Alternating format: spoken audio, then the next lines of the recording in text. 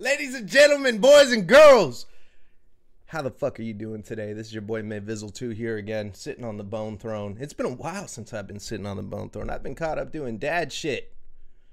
But today I have a special guest. I'm so stoked to have Schuler Benson from the Trocar, fucking one of the sickest projects, side project of Fluids. This man, if you don't know him from Trocar, you know him from Death Metal Radio. If you don't know him from Death Metal Radio, you know him from Death Comes Lifting or Symposium of Sickness. This is the man that got me over that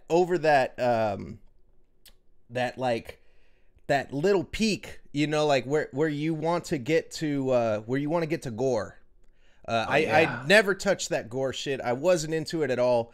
And following this man on Twitter is what finally got me over that and totally into one of the coolest subgenres of extreme music that I've come upon. Thank you so much for making it here today. And dude, thank you, man. I'm glad to be here, man. I'm sorry to find out that I've corrupted you and fucked up your life by putting you onto this crazy gore shit that we have so much fun with on the internet. Oh man.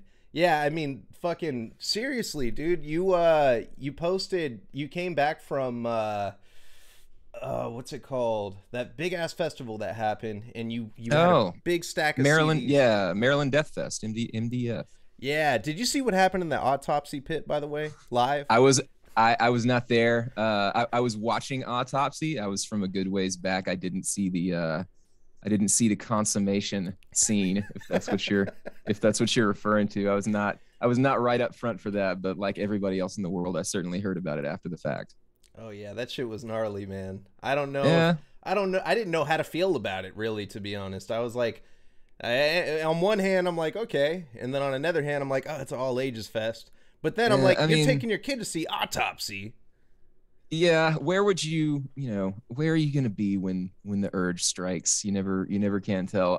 You're right. It is being an all ages show. I think it was probably relatively inappropriate. I thought that it was pretty fucked up that like people started grabbing on them, you know, like yeah. If you're gonna do something like that in public, like, okay, I get it. And it's an autopsy pit. I get it. Is it probably not cool because there's minors there? Of course not. But like the whole in the video where you can see like people pitching in, I was just like, man, that's gross. I don't feel good about that. That doesn't make me feel good. But yeah, you really see the character of those people at that, in that moment. Shit happens when you're in the autopsy pit, I guess. We never can't really, and maybe not everybody's at their best, man. Yeah, and shit happening. So that's like what got me into gore. You showed your stack of tapes, and there was one that or CDs, and I was just going through it real quick, and I was like, torso fuck, erotic diarrhea fantasy. I'm like, I gotta look this shit up real quick, and I was like, is this on Spotify? It's on Spotify, and I was like, what the fuck? They're like 10,000 listeners a month or some shit for that band, and I was like, or like 20. I think they have more than Fluids. I think that was my comparison. I was like, what the fuck? And dude, I listened to Raped by an Elephant. And it's funny because I had been introduced to Porno Grind already. Tim from Hormagaunt showed me. He was like, oh, you haven't heard fucking Sperm Swamp. He's like, check out Sperm Swamp, they're great. And there's a song that they have where it's literally, it sounds like Banjo Kazooie music with fucking farts, and it's called Diarrheic Polka. And I was like, oh, that's pretty funny. And I realized like this shit is like in the same vein almost. It's just more musically there. Like there's more extreme music going on there. It's not just a total piss take. And the pitch shifted vocals, all that kind of shit. Like it opened that. At the same time, I was talking to Max Pierce from Lipoma. And that guy is so funny, man. I love him so much. He's such a genuine dude. He's such a genuine cat, and he told me he's like, lipoma isn't nasty gore. Lipoma is essential to life. It's not painful. It doesn't hurt you. It's benign. This is benign gore. I was like, nailing the accent too. Fantastic. I love that guy so much, dude. Yeah, dude, he rules. all that shit is, yeah. I mean, like it's so over the top. You know, a band like Torso Fuck is so, to me, that's like the pinnacle of the tongue-in-cheek absurdity of this genre. There's definitely some shit on that record. I mean, everything on that record sounds like when a 12-year-old kid is thinking like, how can I possibly, what's the worst possible thing that I could say to my mom? Like, that's basically the Torso Fuck record. You know what I mean? And when Yeah. you look at how old they were when they made it, I'm pretty sure they were pretty young too. So like, you know, some of the stuff thematically definitely goes into some uncomfortable places. And I feel like, you know, doing that for the sake of something tongue in cheek is not always cool, but I feel like there's something that's so over the top and cartoonish about a lot of these bands that it's difficult to take it as anything other than a joke, you know? And when that's the case, when it doesn't feel like you're punching down at anybody or sort of, you know, putting anybody vulnerable in a position where they're going to be sort of moved to not feel very good about this stuff or be turned off by this stuff or whatever, like that's, you know, that's one thing. And then there's everything else where it's just, you know, it's just like watching a super violent cartoon or something like that. I think that's where it's coming from. Yeah, dude. Like the artwork, I couldn't get over it for a real long time. I was It's always so just like, gross. man, even like It's fluids, like I couldn't fuck with them yeah. for a long time.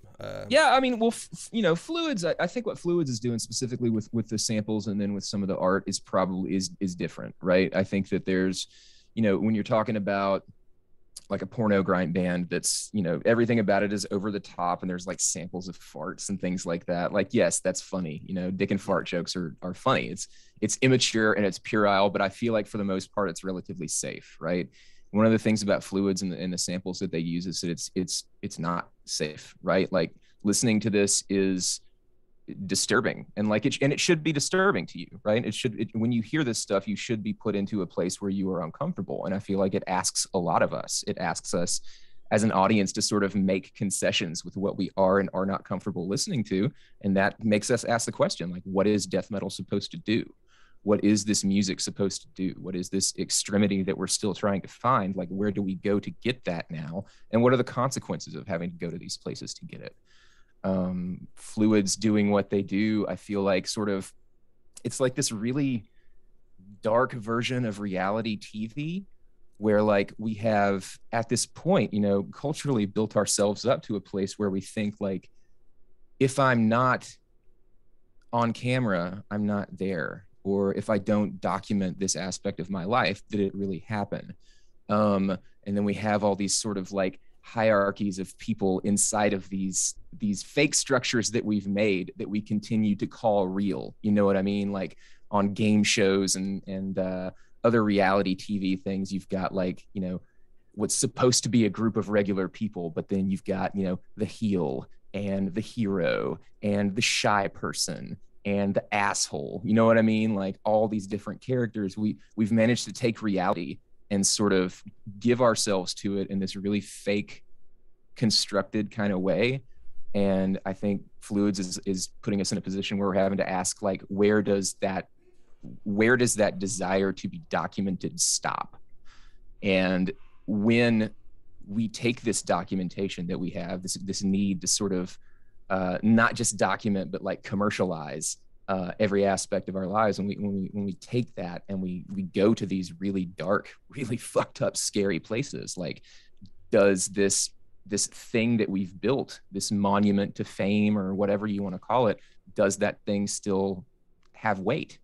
And I don't know the answer to that question, but I do think it's pretty cool when someone is able at this point in 2022, when there's just not a whole lot of extremity left unexplored, either in the real world or in the fantasy world, to have a band who's like playing fucking gore grinding, putting us in a situation where we ask ourselves these questions. Like that to me is incredibly interesting, and I think it's vital.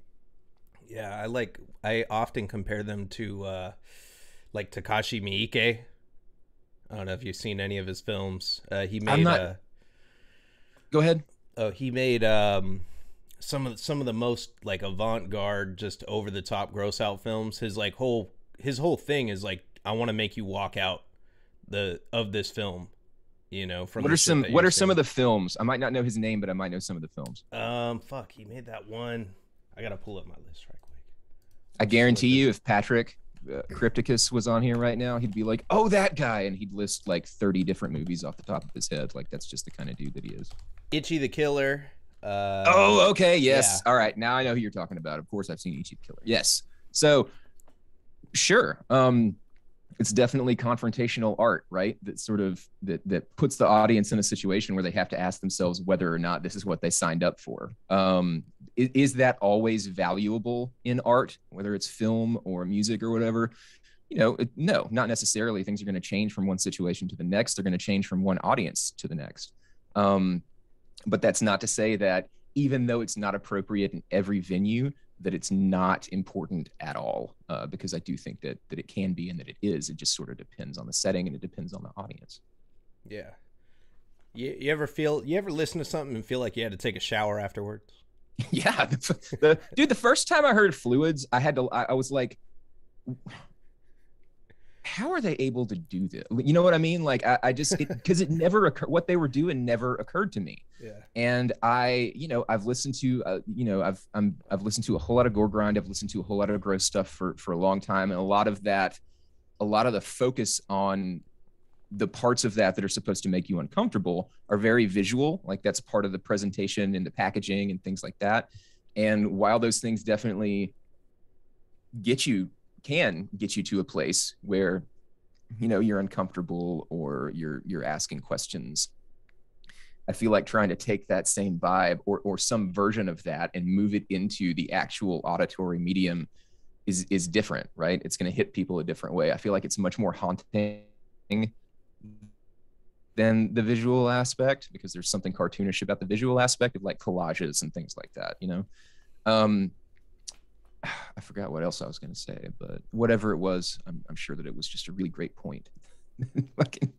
It's gone now, but neither here nor there. Yeah, man. Not Dark Yet. I don't think I was really affected by anything until I heard the intro to Not Dark Yet. Like the other shit, I talked to Jan about, if he feels, because a lot of them are like cartel samples. You hear people being tortured, but if you don't speak Spanish, you don't know what the fuck's going on. It kind of makes it more digestible, almost. It does, but in a way, like part of that makes it even scarier for me, even more uncomfortable for me, because it's like a found footage horror movie. You know what I mean? Or like Blair Witch Project in particular, right? There is no CGI or like. There is no creature costume or practical effect or whatever that's ever going to get under my skin as much as my own imagination, right? Yeah. So when you just give me this sort of empty space to populate with my own fears and my things that make me uncomfortable and shit like that, with Fluids, you can tell by like I guess we can call the ambient audio, you can tell that something really horrible is going on, right? If you can't understand the language, to me, that just makes it even scarier. Like, because then I don't know exactly what they're saying, and all I can do is imagine what must be being said right then. And it makes me uncomfortable. You know what I mean? And it's not necessarily a rush or a thrill. It's just one of those things that makes me take another look at what I choose to allow into my life, art-wise or otherwise. So it's a really interesting, powerful thing. Do you agree that sometimes these types of media can carry some sort of karmic weight to them? Some karmic weight? Fuck, I don't know. What do you mean? Like, so if you exploit it enough, it's going to come back on you? I mean, just listening to it, it's like, because it's something real that happened somewhere at some point in time, and now you're hearing this shit. Yeah. And it's like, is that, like, do you think that karmically can affect the listener depending on how they take it, or just by hearing it in general? Oh man, I don't even know how to begin to answer that. I mean, I don't know. That's a question for like a way smarter person, like a person who knows way more about like karma or whatever.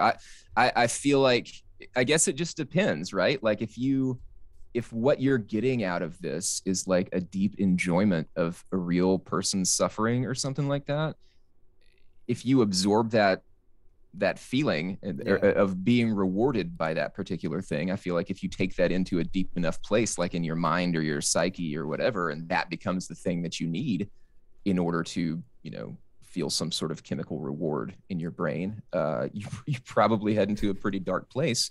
But I would also like to think, again, not being an expert and not knowing, I would think that the the number of people for whom that is an actual like actionable impulse is probably incredibly low, hopefully zero.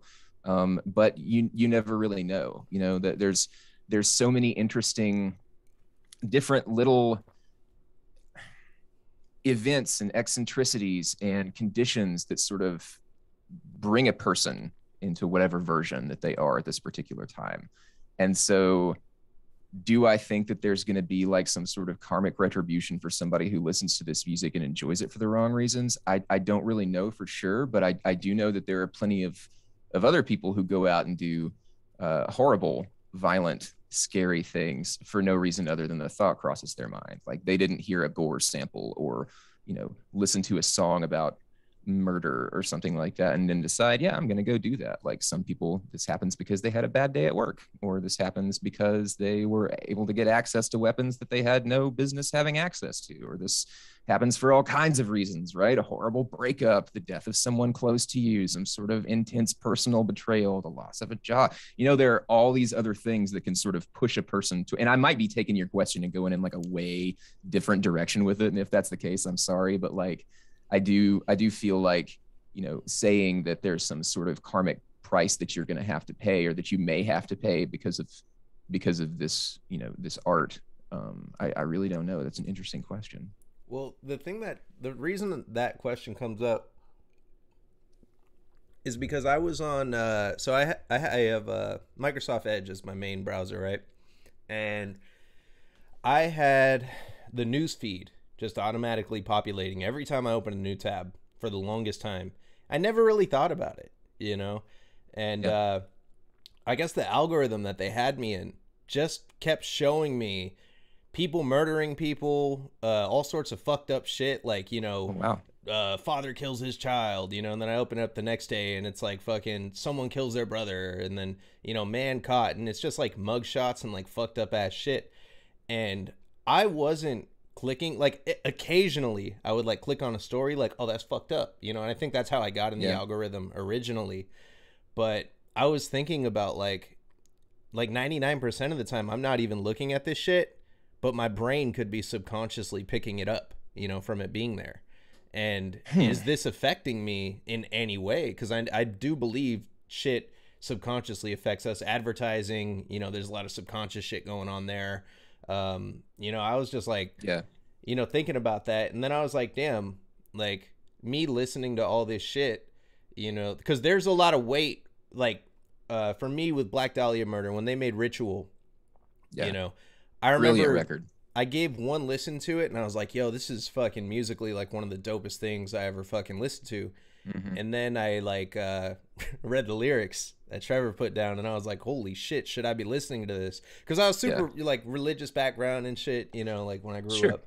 And I was like, yeah, I can't touch that one. I gotta shelf that one, especially The Window. I was just like, I gotta shelf this one for a little bit. Yeah.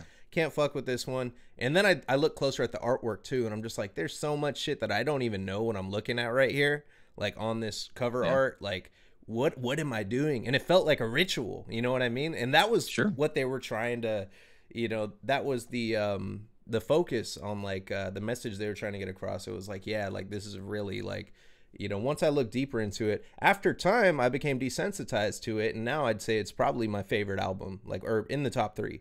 So it's way up there for me too, man. Like I absolutely love that record. The Window is the Gilles de Rais song, right? Yeah. Oh yeah. About children. Yeah. Yeah. It's definitely, I mean, it's very creepy, right? And I do think that it's interesting that sometimes when bands go to places that really make us uncomfortable, what they're doing is pulling something like directly from history. Yeah. So while a lot of, I'm pretty sure the consensus at this point among historians that there is a lot of sort of artifice that's been built up around the legend of Gilles de Rais and Bluebeard, or however, because Cradle of Filth did a whole concept record about him. I didn't even Um, know that. yeah. Godspeed on the Devil's Thunder. Interesting care, and you see there's like excerpts from his final confession, I think, in the liner notes of Butchered at Birth. Like, definitely a well-trod character in the extreme music arena. And I think that one of the most interesting things about that is that all of this stuff is stuff that you can find in a history book, right? The way that it's being presented is different. Yeah. But like, this is not like an individual sat down and said, what's the most distorted, depraved, crazy thing I can come up with to sing about, to invent, right, to fantasize or whatever. This is someone who says, look at this crazy shit that actually happened in this world.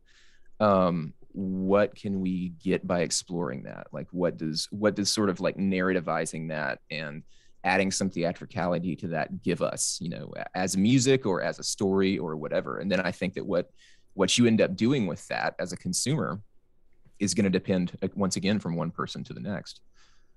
Ritual's an incredible record, though, man. And with the desensitization, I do think that so like my early death metal experiences, like the very first death metal record that I heard was Warpath by 6 Feet Under, and the second record that I heard immediately after that in the exact same sitting was Deicide's Once Upon the Cross. And this happened in the basement of a church while me and my friend who was playing these CDs for me were supposed to be across the hall at youth group, right? Oh shit. And I remember seeing the cover of Once Upon the Cross. Like, are you familiar with the Is that record? the one with Jesus like ripped open and shit? That's the one. Yes. It's like, you can tell it's the crucified form, and then there's like a sheet draped over it, and then there's blood soaking through the sheet, right? So it's a drawing, and you can see sort of all of the insides when you open up the liner notes, but there's something about that being the cover of them, but you're not actually seeing it. Yeah. That to me is some of the best, like, creepy, scary storytelling in this genre, right? It's trying to evoke that thing, but not necessarily showing that thing. And I think that Trevor Sternad lyrically was a master of that. And I also think that, like, Glenn Benton's lyrics and then the art direction behind Once Upon the Cross, like, all of those things hit me so early in a way that just absolutely terrified me. Like, listening to that, I remember saying, I'm pretty sure I said out loud, like, we should not be doing this. Like, this is wrong, Yeah. But at the same time, like, I have never stopped chasing that high since then, because I knew that I was terrified, but I also knew that I loved it, And I do think that, anytime we're exposed to some new phenomenon, the more time you spend with it, the more it sort of moves into the background, right? And we can call that desensitization if you want to, or you can sort of just call that, conditioning. However, because I feel like desensitizing makes it sound like the thing that we're talking about is like necessarily potent or something like that, when really I don't think that it necessarily always has to be. Damn. But I feel like, is it possible for, I don't know, man. I'd have to do some more thinking about this. The connection between, like, how extreme certain aspects of the genre are versus, like, I don't know. I have to think about it more, man. This is an interesting spot we find ourselves at. Yeah, that's crazy, man, that you say it that way too, because it's like I kind of like, I don't know, it's like the first thing I want to jump to is like demonizing terms, you know what I mean? Especially when it comes to something where it's like sort of taboo, it walks the line of that. And then, conditioning versus desensitization, that's a beautiful way to put it. Like, I really feel like I'm going to move forward with that kind of mindset, because it is something that like this music has been nothing but beneficial to my life. Like, it's done nothing but, dude, I'm so glad to hear that. That's awesome. Yeah, it's opened up, doors for me. It's given me a community, it's given me so much.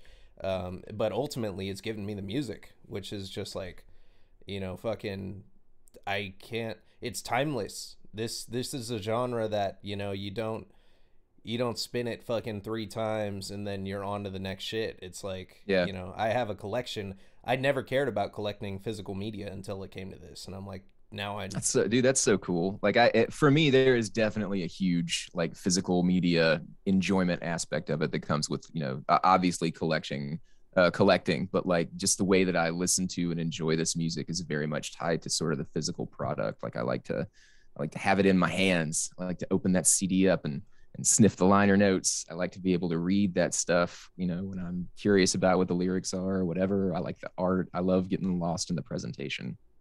Yeah, dude. That was the initial reason I started buying vinyl. I didn't have a record player, and I was just like, this art is so cool. I just want to Yeah. have it like nice and big so I can look at it, and like buying stupid shit, goofy looking shit like what's like Immortal, you know, Battles in the North. Like I'm like, I just Yeah. have to have this goofy ass picture of these two dudes in the snow, like, you know, It and rules though, man. It's it's so much fun.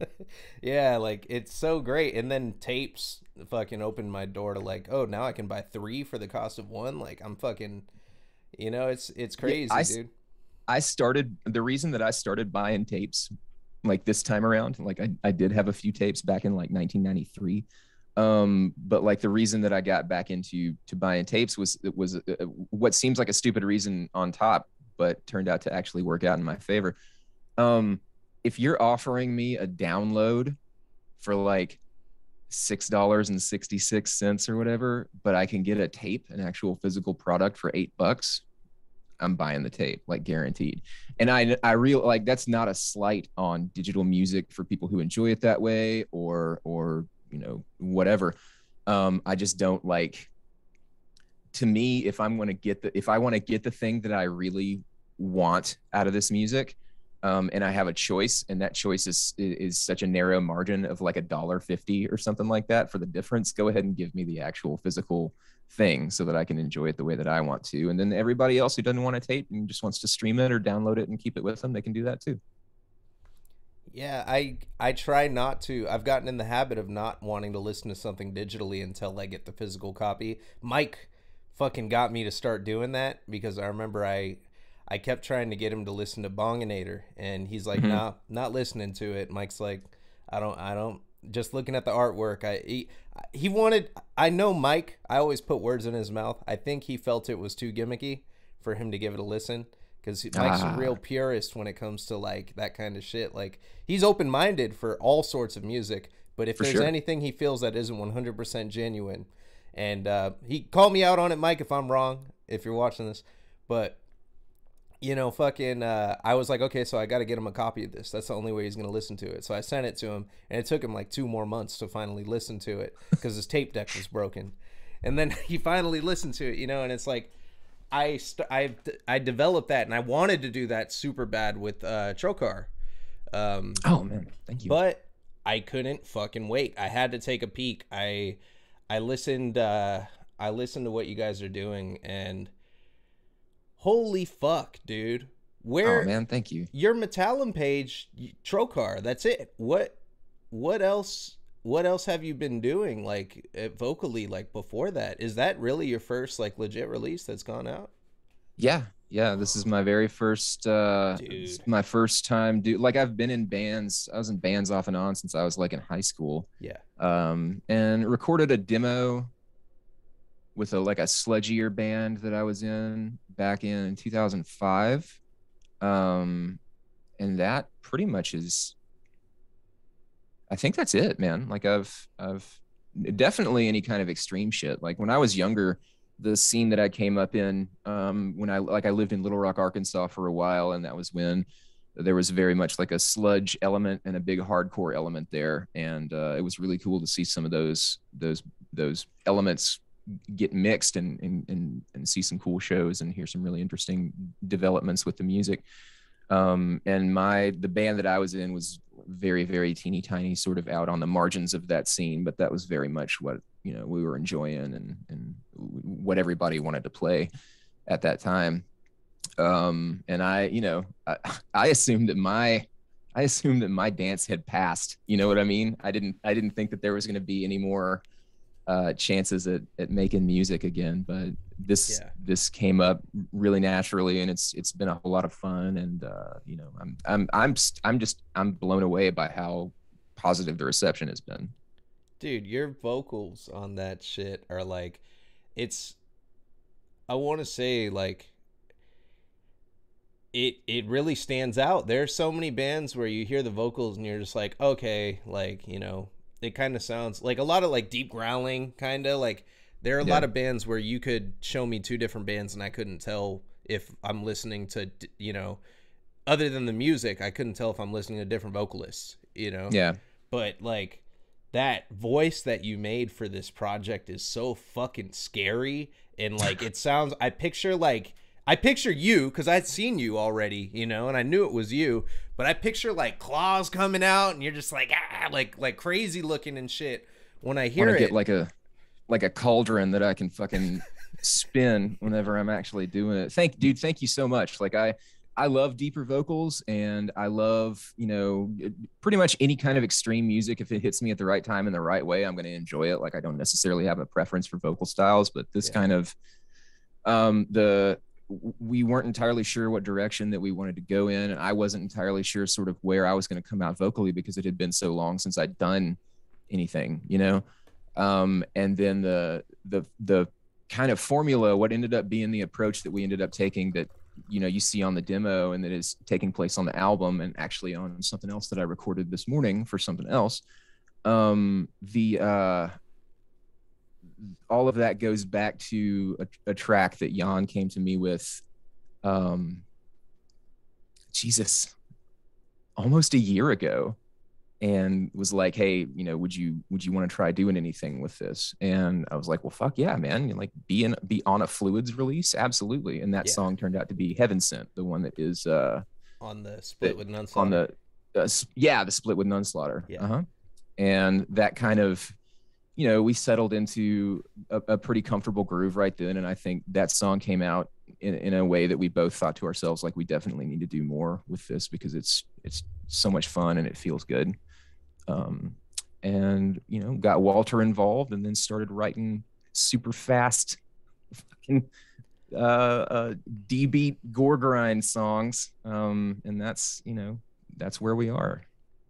Yeah, dude, that shit is gnarly. Like, I, Thank you, man. the influence on it, the cover that you guys did, I was like, okay, because so Fluids has been gradually raising the bar with what to expect out of them. You know, like Yeah. you had the all the initial splits and singles and all the EPs, like all the shit that they put together that got compiled into Fluids of Death. You have their releases, Yeah. and everybody put them in the box of Mortician Worship. Mm-hmm. You know, everyone's like, okay, this is Mortician Worship. Now, fast forward to fucking this past week. Listen to Daddy-O. Are you on Daddy-O? Is that you on Daddy-O? Yeah, I'm on Daddy. Okay, that was fucking you. I was like, this is fucking Schuler in this shit. Like this, I was like, dude, that's. But yeah, you fast forward. It's your boy. They just like hit the roof and then just fucking smashed right through it, like Charlie and the Chocolate Factory in the fucking elevator. They're just like, yeah, we're just gonna do whatever the fuck we want to do now. I started seeing the transition on the Pharmacist split when they started doing the crazy ass like hip hop fucking drums coming in there, Yeah. and you're just like, wait a minute, and it was like anxiety inducing, you know, almost, and it's fucking crazy. I actually had a panic attack. No shit. I was in the Taco Bell drive-thru, and I ate Taco Bell earlier that day, and I think I have high blood pressure. I don't know what it is, but I'm all fucked up, man. And my wife texts me. She's like, "Go get Taco Bell on the way home." And I'm like, "Fuck, I was just there." I'm like, okay, so I'm sitting in the Taco Bell drive-thru, and I order the shit, and I'm listening to the Feeling Young split, and there's just one point where the drums just start going, and I'm just like,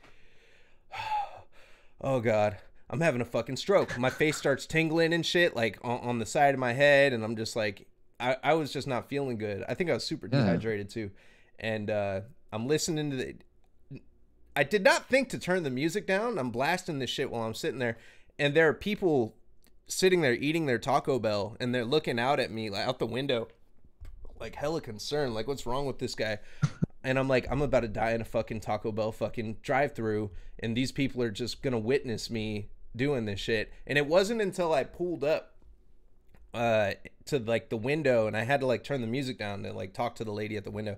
I turned the music down, and I was like, oh, and I was like, calm down, and I was like, was this shit just fucking giving me that panic attack that I was having? Did it like trigger that shit? Jesus. It was crazy. It was awesome though. First, homie, you know, go to the doctor if that's doable. I hope that you've got some resources around that you can. Yeah, I got get your blood pressure checked, brother. It's okay to do that every now and then. I hate the doctor, man, because I went. Oh, me too. I went 3 times, man. They told me first time I went to the doctor, I was having I thought I was choking all the fucking time. First time I went, they were like, "Oh, you need Xanax. You have you're having really bad anxiety. We need to put you on some Ativan or Xanax." And I was like, "Nah, I'm cool off that." Second time I went in, they're like, "Oh, it's fucking asthma that you have," because I gained some weight, and I was like, "Oh, okay." And they gave me an inhaler. Inhaler didn't do shit. Yeah. Third time I went, the doctor was like, "Yo, you got really bad acid reflux," and they gave me fucking some Prilosec, some like super strong Prilosec shit, and it made the shit go away completely. And I was just like, "What the fuck?" I went 3 fucking times. First, they tried to put me on some shit. Second time, they give me the shit that doesn't even work, and then it took them the third time to finally get it. That's the American medical experience, isn't it? Yeah. I'm like, 3 different doctor's trips, and you go from diagnosis that requires Xanax to one that requires Prilosec that you can get, you know, at Walgreens or whatever. Yeah, let's give him the Xanax. Let's give him the Xanax first and see how it shakes out. Bummer. I'm sorry, man. That sucks, dude. But I'm glad you're feeling better. If you at least, you know, like getting a diagnosis sucks, but after you have been trying for a really long time to find out what the problem is, there's definitely some relief there too. So like, I hope you're feeling better, man. Yeah, 100%, dude. Fucking shit's as gone. far well, good, because as far as what's going to happen to your body when you listen to fluids, like there's absolutely nothing anybody can do to help you. You're going to get fucked up by that music. Yeah, I know. The fluids. One of as like early on when you listen to fluids, it was super easy to sort of put them in the mortician box, and I definitely did that too with the first EP, and then to an extent with exploitative practices. But like for me, Ignorance Exalted is when they really started to turn that corner into like some really weird, you know, I felt like what they were doing with the samples was already like, you know, bone chilling and just a truly harrowing, frightening experience. And then you start getting like these cartoonish, like you said, very hip hop influenced, just little hints and accents of electronic percussion in places, right? And then like it gradually increases and increases and increases. And then you get to like, for me, the opening track on the split with Nunslaughter, I believe it's called Hounded. Like that to me, towards the end of the song with it's trap drums, right? Yeah. And like that, the fact that they're able to meld those things and make it sound like they belong together, like there's more to this band than like mortician worship or just like edgy samples or whatever. Like there's really interesting stuff happening in extreme music, and I feel like that's worth paying attention to in most situations, this one included. Yeah, and that's the thing about Trocar. It's like I fucking they're taking it to a whole other level on this shit. You're getting a whole different sound. Like I didn't know this. I didn't know these guys were capable of getting here, you know, to this level when I hear this shit. And then your vocals coming in are just even like, it's hard to fucking like explain how excited I was when I heard forfeit digits for the first time. Oh man, thank you. Like, thank you, dude. What was the concept, you know, for the artwork when you got that? You have this like 1950s broad, she's putting her hand in some shit where what's gonna happen to her hand in that fucking thing? Like, what's going on? You don't know, man. You don't know what's gonna happen. That's an old picture that I found that we edited, and it was a design for, you know, I hate to demystify it and take, because it looks, you know, when you put it in the context of the album art and sort of a lot of the lyrical material that's going to be on the album, it looks like it's this woman sort of smiling and feeding her fingers to this machine. And you know, that to me was just a really cool sort of striking image, and also relatively different. Like I love like a lot of the, you know, I love gore collage art. I love sort of the spirit of the death metal cover where there's like, you know, some sort of scene and then there's like some sort of depraved thing taking place. Like I love all that stuff, but at the same time, we kind of wanted to try something just a little bit different. And so I thought, you know, it's really easy when in Trocar, it's really easy to take cues from Fluids, right? Because I do love that band so much, and because I do think that they've done some really interesting stuff, and got the idea to just sort of look around and see what was out there, what presented itself in the real world, someplace, you know, other than just starting with a blank canvas and trying to create something. And I came across that picture at some point and thought it would be really cool to sort of tweak it and fuck it up a little bit, and that's what we ended up doing. It's actually an advertisement for a fire extinguisher or a fire alarm. I'm sorry, that in order to pull the fire alarm, you have to stick your hand up into this cuff. And then when you pull the fire alarm, the cuff tightens on your wrist. And so what it looks like in the picture is that if you pull the fire alarm, this thing grabs your arm and keeps you locked to it. Yeah. But what it actually does is the cuff detaches from the bottom of the machine. You walk out of the building or whatever, and then that way they can see who pulled the fire alarm. But so yeah, like a very interesting contraption, which I'm pretty sure technologically we've moved past at this point, but it was just too cool of a picture not to use, especially, you know, looking at some of the, when you take away the text and everything and you just look at the picture. I really love situations where the caption is that powerful, because without the caption that was below the picture, you really have no idea what's going on. It's just this bizarre image. The smile on her face is the thing that throws me off the most, you know? Yeah, I'm like, this bitch about to get her fingers cut off. She just stuck her hand up in the shit, and she looks super stoked about it too. Yeah.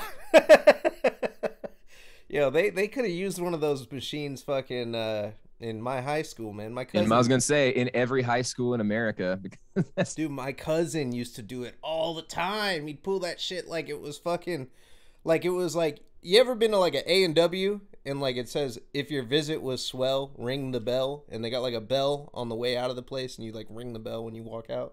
I have never been to an A&W, but now I want to, just so I can ring the bell. Yeah, dude, fucking, he used to always like pull the fire alarm when he'd get mad. He'd be like, man, fuck this shit, I'm out this motherfucker. He'd pull the fire alarm, and he never got caught. He never got caught. Good for him. That surprises me. I mean, you know, not entirely good for him. It was probably not the best use of school resources, but like, yeah, all kids are gonna do that shit from time to time, man. There's always gonna be a kid in the school who pulls a fire extinguisher. I think that they have like an ink jet in there now, if I'm not mistaken. Like, oh shit. So that if you pull it, like it sprays this, you know, non-toxic like stuff that's gonna stain your skin just long enough for you to. For someone to be able to identify who pulled the fire alarm. That's like the piss in the fucking pool, the public pool. Exactly. If we can't stop you from doing it, we're definitely gonna make sure that we can shame you for it afterwards. Yeah. That's fucking great, man. So fuck, dude, that's so nuts. So the other thing I want to ask about the art, you said on Twitter, in a tweet, you said, if you like plastic hands, you know, and you shared the promotional picture. Was that really a plastic hand? That was a real fucking hand.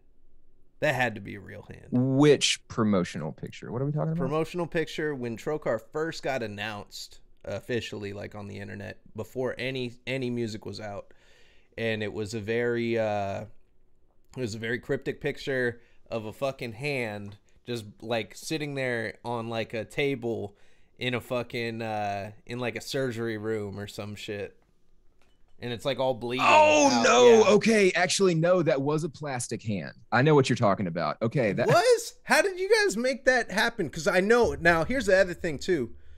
Does this tie in? And you don't have to go down this road. This is gonna be a simple yes or no. But does this tie into how Fluids got that ambulance?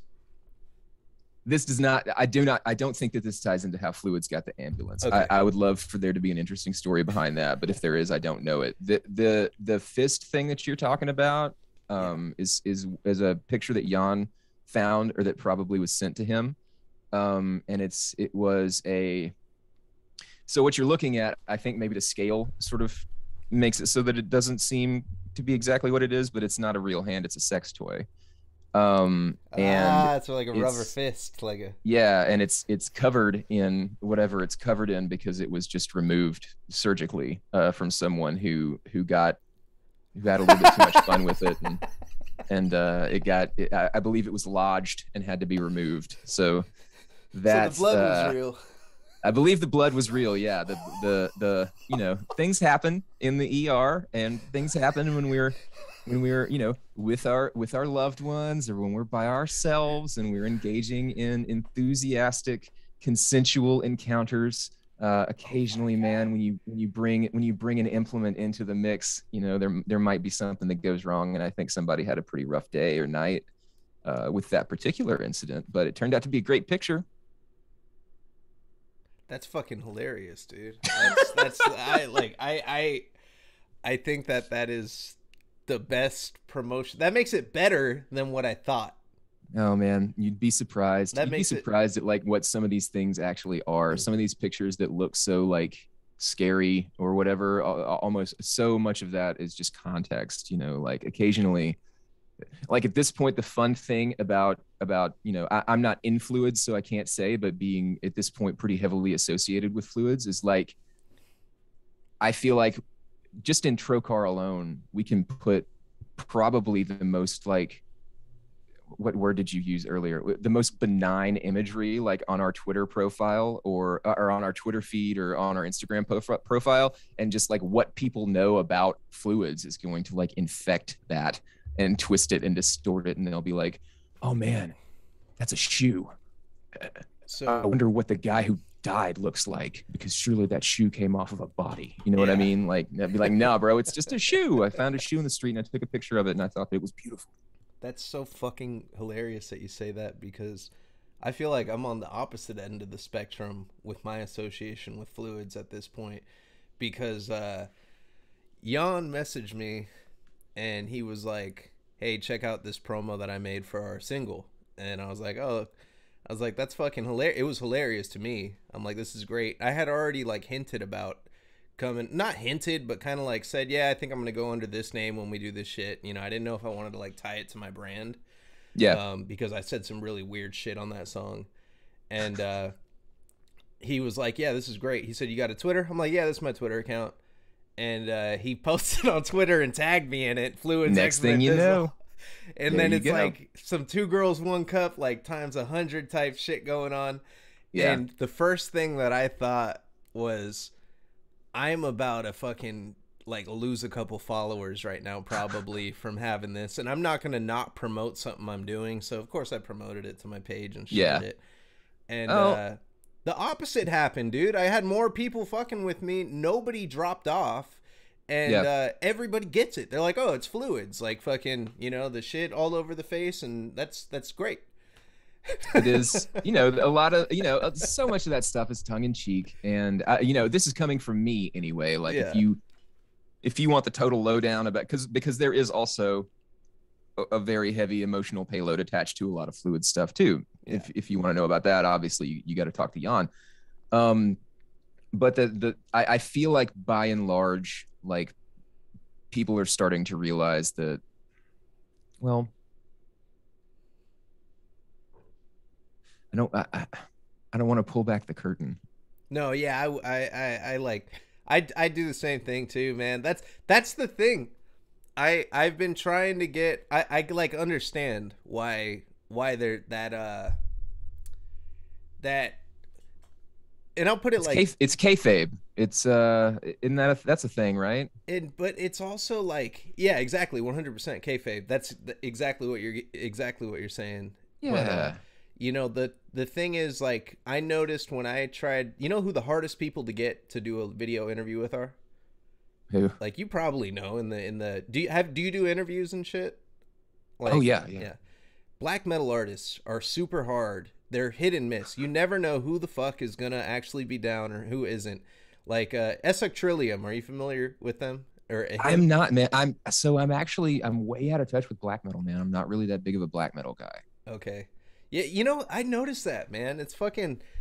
I noticed that like black metal, it's either you love it or you're just not really into it, you know?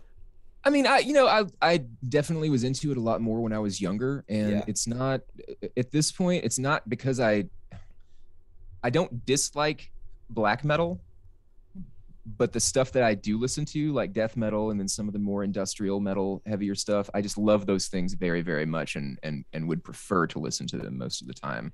Now, there's definitely black metal that I like, and there's definitely black metal that I grew up with. But as far as like with death metal, I'm usually trying to find new stuff. I'm usually trying to like, find new stuff to enjoy. Hopefully, find new stuff that if I do have a chance to elevate it somehow and have other people get eyes and ears on it, that's great too. Um, and I don't feel that for black metal. So like I'm not pounding the pavement trying to find new stuff, but every now and then somebody will send me something. Hey, you got to check this out, and I will. And sometimes I'm down with it, and sometimes not so much. The most recent more black metal flavor that I got into, and this should tell you because it's, they have a lot of other elements in the band, is Necrofire. I've heard of them. I really liked that. I love their full length that came out last year, and then I went back and grabbed the EP that they did before that. It's really cool. I'm writing that It's down right now. Hexus Necrofire. Is it like fire Necrofire. or like fire? Like Necrofire, like I'm gonna necrofy you. oh, okay. Fire. Yeah, I got it. And it's a really cool project, man. It's definitely worth checking out. Yeah, I gotta peep that, man. I'm like, my first thing that I have to Google whenever I listen to anything new black metal, I'm like, is this band racist or Are is they? this band, Yeah. you know what I mean?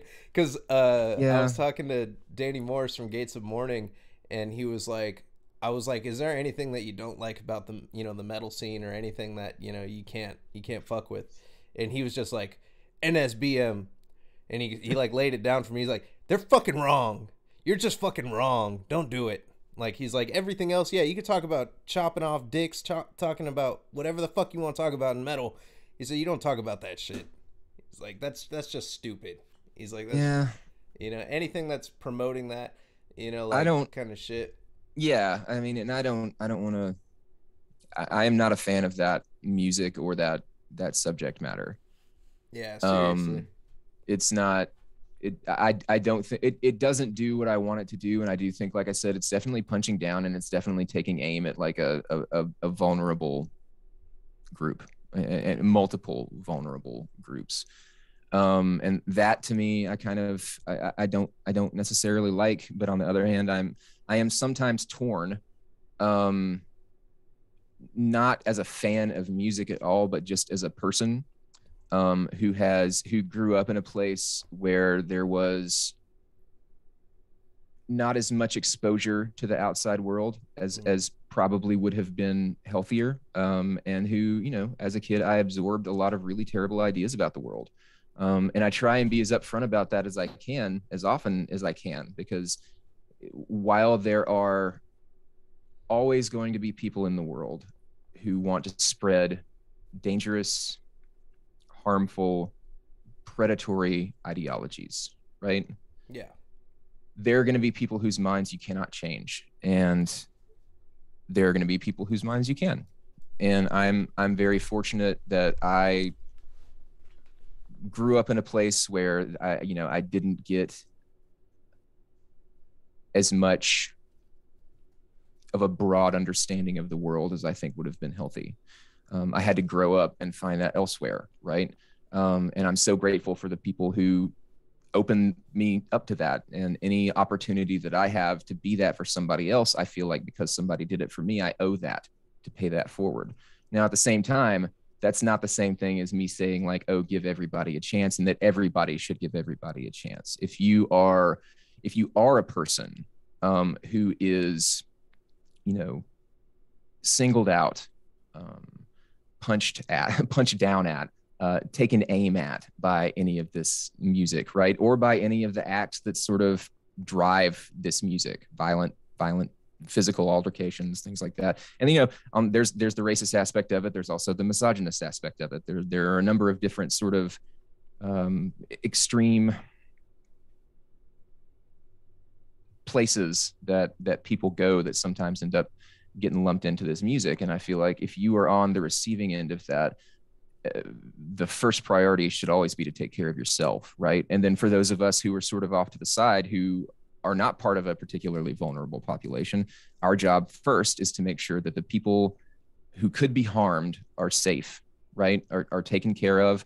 And then how they move forward after that is entirely up to them. I would never tell somebody who'd been victimized by a group of people or a particular person or genre of music or whatever. I would never say, like, you need to do what I do and try and reach people who are difficult to reach. I owe that debt, I think, because someone did that for me, and also because me doing that doesn't put me in a situation where I am vulnerable, right?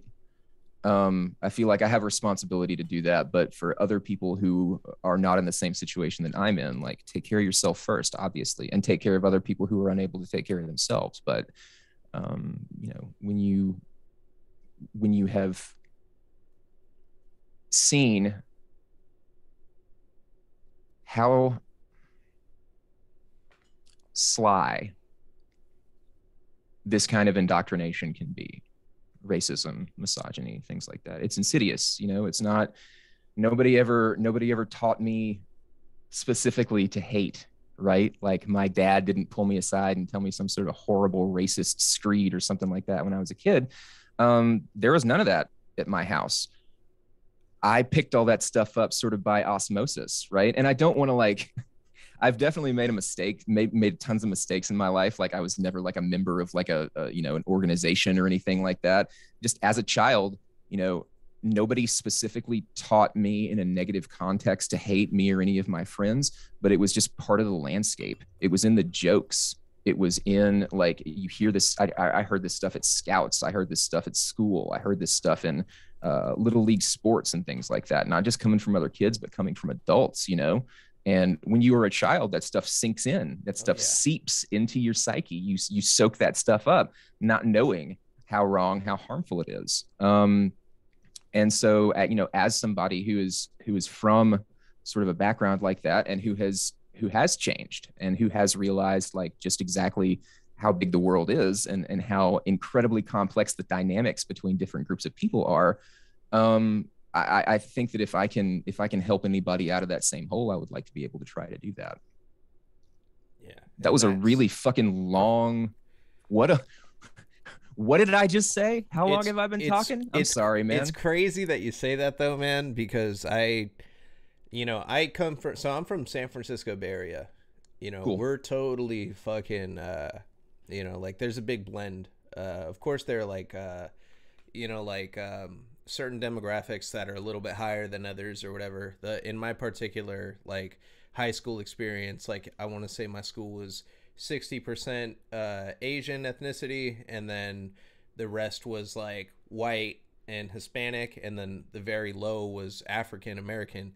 And the thing is, we considered ourselves to be super, super, like, tolerant of everything, right? Well, I'm going to church on Sundays, and when they wanted to make gay marriage illegal, when I was 14 years old, my fucking church made me go out on the side of the freeway holding fucking, anti-gay marriage signs and shit. And I was out there with my boy, who, he's African American. When he would hang out with me and my father, he's my best friend. There were so many microaggressions that we normalized. Yeah. And it wasn't until I probably got into my, like, mid-20s when I realized how much shit was going on and how much shit I participated in, Yeah. And it's like, it's fucking crazy, dude. Like, it isn't until you meet, like, people that know themselves, really, I think. Well, there's that, but I also I don't think that there's necessarily, like, a threshold where that just completely ends either. Yeah. Like, I really want to try and do this work from a place of wanting to continue to get better, right? Yeah. And when I say do this work, like, this is work. Yeah. It's having difficult conversations. It is trying to reach people who are trying to empathize with people who represent things that are disgusting, that are harmful, right? That are predatory. That's exhausting difficult work. But, I find myself in a situation where the thing that changed, not necessarily changed my mind, but the thing that opened me up to a much bigger world than the very simple sort of like, like the town where I grew up literally was like, people lived along racial lines. There was like a white side of town and a black side of town. Like that, Yeah. that's not, we're not talking about like, That's crazy. the 1800s. We're talking about the 90s. And who knows? It might even still be that way now. Like, it's just, That's so wild you say that, because I just made a trip down to LA. Linked up with Sewer Rot Records down there. I'll tell you a little bit about good that dudes, later. good dudes. Love them so much, and I had, it's funny, like I didn't have like preconceived notions about them. I heard. I'll get into that in a second.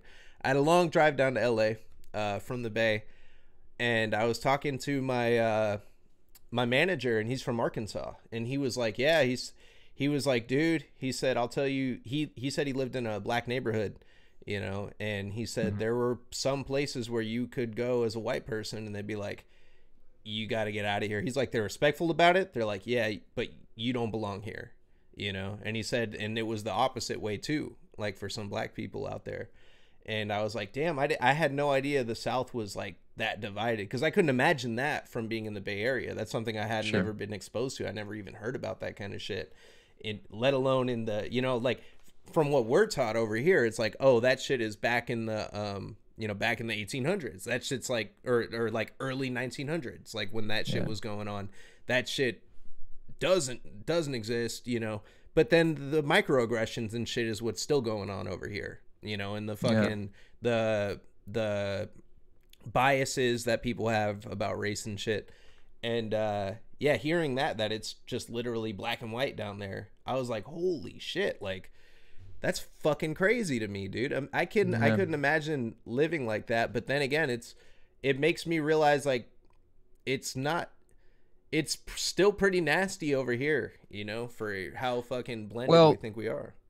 And that's, I don't know what your racial background is like. I'm just I'm a white guy. I don't have, I say that to say, like, these are incredibly important conversations to have, and I'm really glad that you and I are having it. I do wish that there was a person of color right now who was actually saying all this stuff. Yeah. Because the last thing that I want to be is like a focal point. I feel like when this comes up in germane conversation, like I feel like some of the questions that you asked earlier sort of sent us on this track, and I definitely did a little bit of hijacking because I have a tendency to do that. But like in these situations where we're specifically talking about social progress, right? If you are sticking up for a group of people that you are not a part of, it is just so incredibly important, I think, if you can elevate a member of that community who's willing to share with you and who's willing to sort of to be honest and to have a hard conversation with you. And the thing is, there's nobody who's from a different community who has that responsibility, right? I don't feel like you can push that on anybody, but fortunately there are people who are willing to sort of speak up and have their voices elevated and answer these hard questions. And when we have these questions, like I feel like it's just incredibly important to try and seek out somebody who's willing to share a point of view that we absolutely cannot access, me anyway, that I absolutely cannot access. So like, I'm super glad that we're having this conversation. I also want to say, like, it's about more than just us having this conversation, right? So much about this is just about listening, about shutting the fuck up and being quiet and letting somebody else speak, Oh, 100%. Someone caught me with, cause I'm Mexican, but somebody caught me with that doesn't matter. You're passing white. You could pass as white. Well, and see, like that's not an experience I can speak to at all. You know what I mean? So that's entirely something that I would not be able to, like, I wouldn't want to have any sort of an authoritative conversation about, you know what I mean? Like, that's absolutely. That's an experience that's just so far outside of my daily life, But yeah, back on black metal artists. Fucking no, man, like some of them are really difficult to work with because they have their image that they want to maintain. And yeah, I want to say 80% of them don't do video interviews. Oh, interesting. Yeah. Well, there are, but I do want to say, while we're talking about this, while I'm not, as big of a black metal enthusiast as probably a lot of people that you talk to, I do know that while there are shitty factions of people in black metal, and let's face it, there are shitty factions of people in all branches of metal, there is also some really incredible progressive work that's taking place in black metal right now. You've got the queer community is showing up in black metal in fucking droves, and just Really? like, yes, absolutely. I'm not even aware of this. I'm not. My ears into You the know, ground like you, man. Like you after know. the well that see and Yeah. I know that, and my ears not to the ground. This is just Yeah. from the things that I sort of passively see on Twitter or whatever. So like my absolutely my challenge to you is to get somebody from that community on this show, and have them talk sort of about there's incredible queer power in the black metal community. As I understand it, there's also a lot of sick indigenous shit getting made in the black metal community, and like that is incredibly, even though black metal as a genre is not the most exciting thing to me, seeing it progress and seeing all these new different influences come in and seeing groups of people find a voice in that kind of music, I think is just incredibly important, and it validates the art. You know what I mean? Yeah. It's really easy to look at something like death metal that appears to, at any rate, idolize violence and things like that, or you look at black metal and this incredible fixation on evil or whatever, and it's really just sort of, it's easy to reduce those things to like childish pleasures or just like edgelord bullshit or whatever. Yeah. But I feel like if there is a member of a vulnerable population, or I feel like if there is a person who can't find their voice anywhere else because the people singing don't look like them or don't like them or don't have that same life experience that they have, right? If someone in that situation finds a voice in this kind of music, like that immediately validates it. You know what I mean? Like that makes it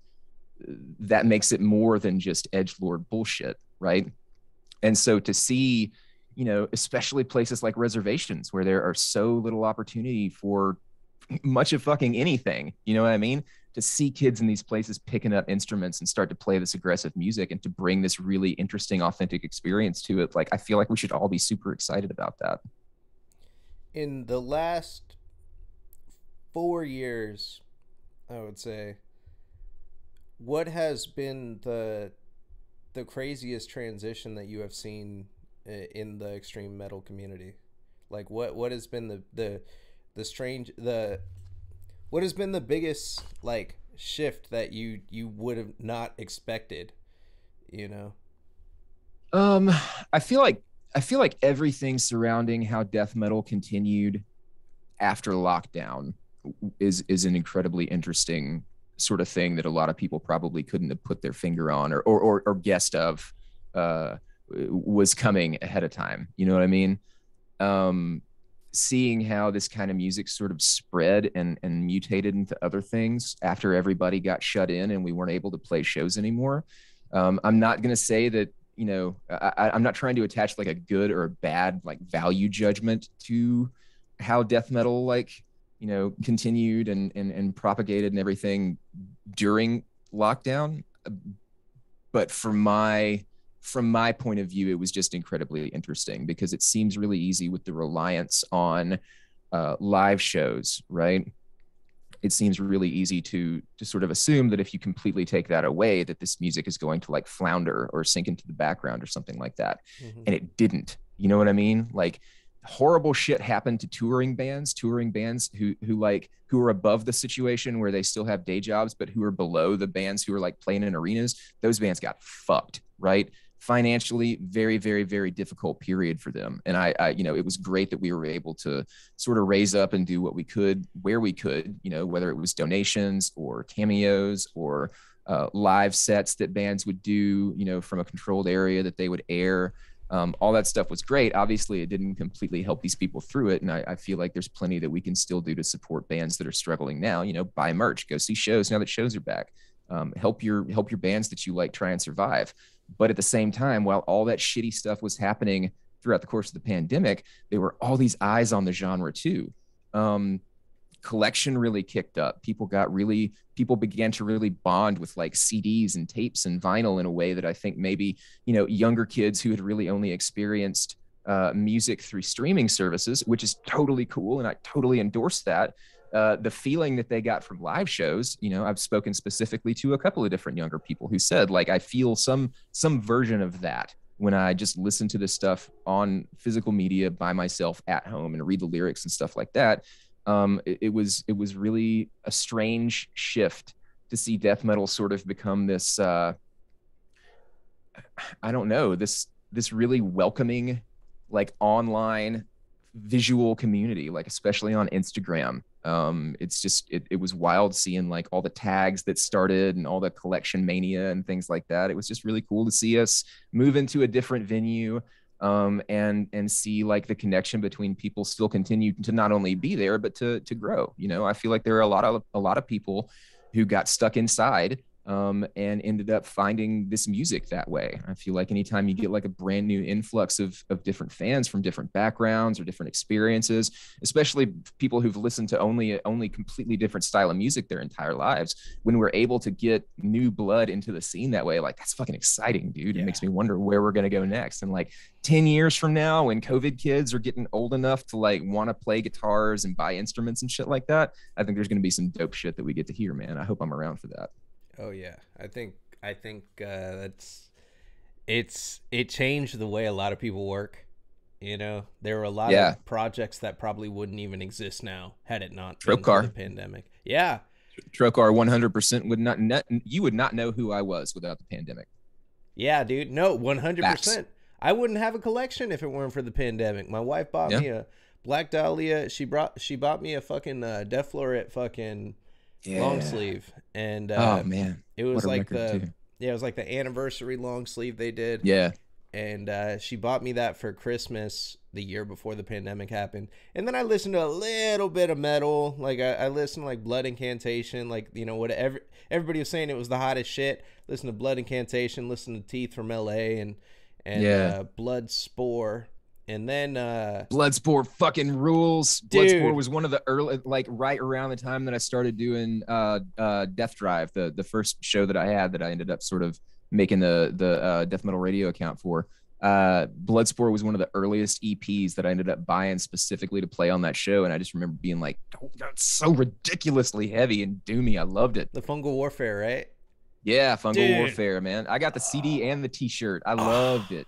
I know. I talk to Fred all the time, and I'm like, man, you gotta send me some shit. I gotta link up with him.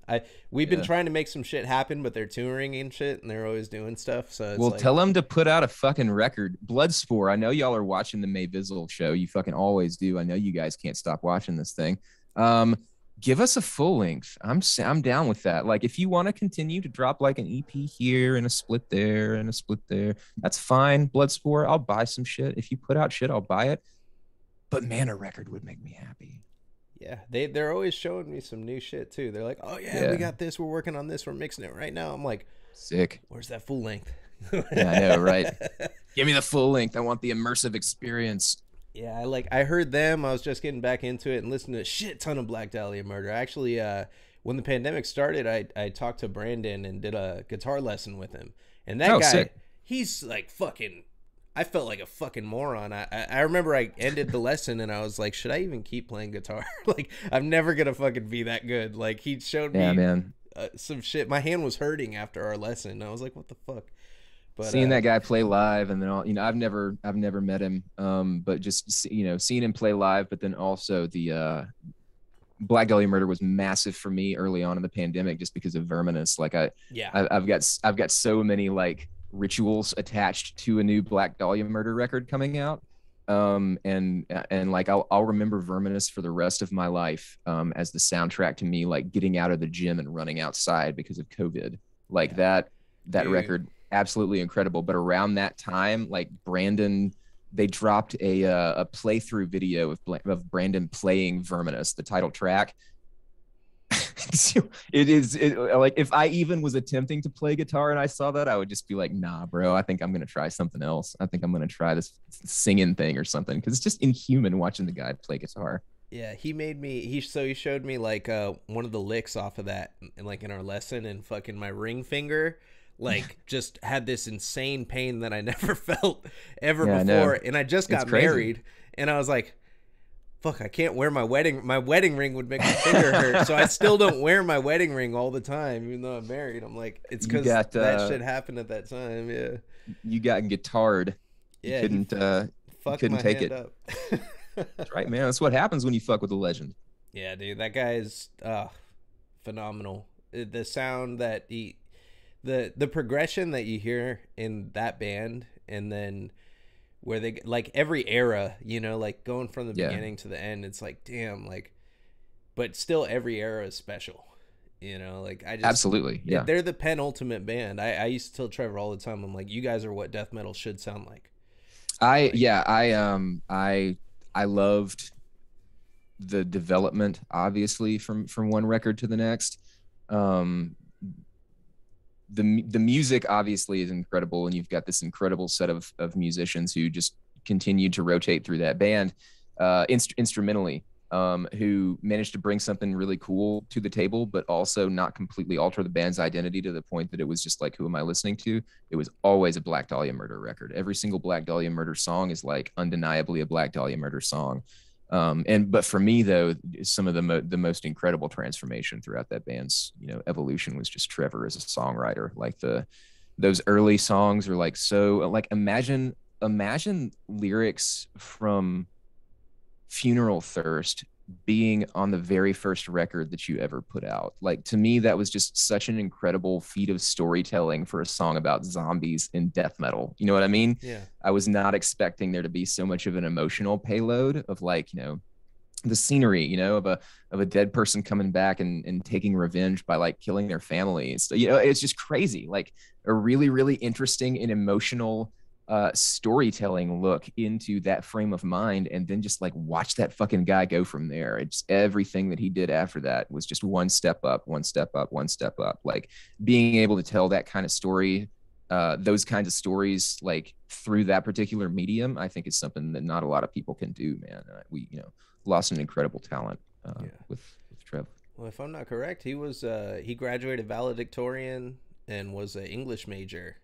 You Holy know, shit, I had no idea. I did yeah, not know that. he was like he even said it like in one of in his last Metal Injection interview.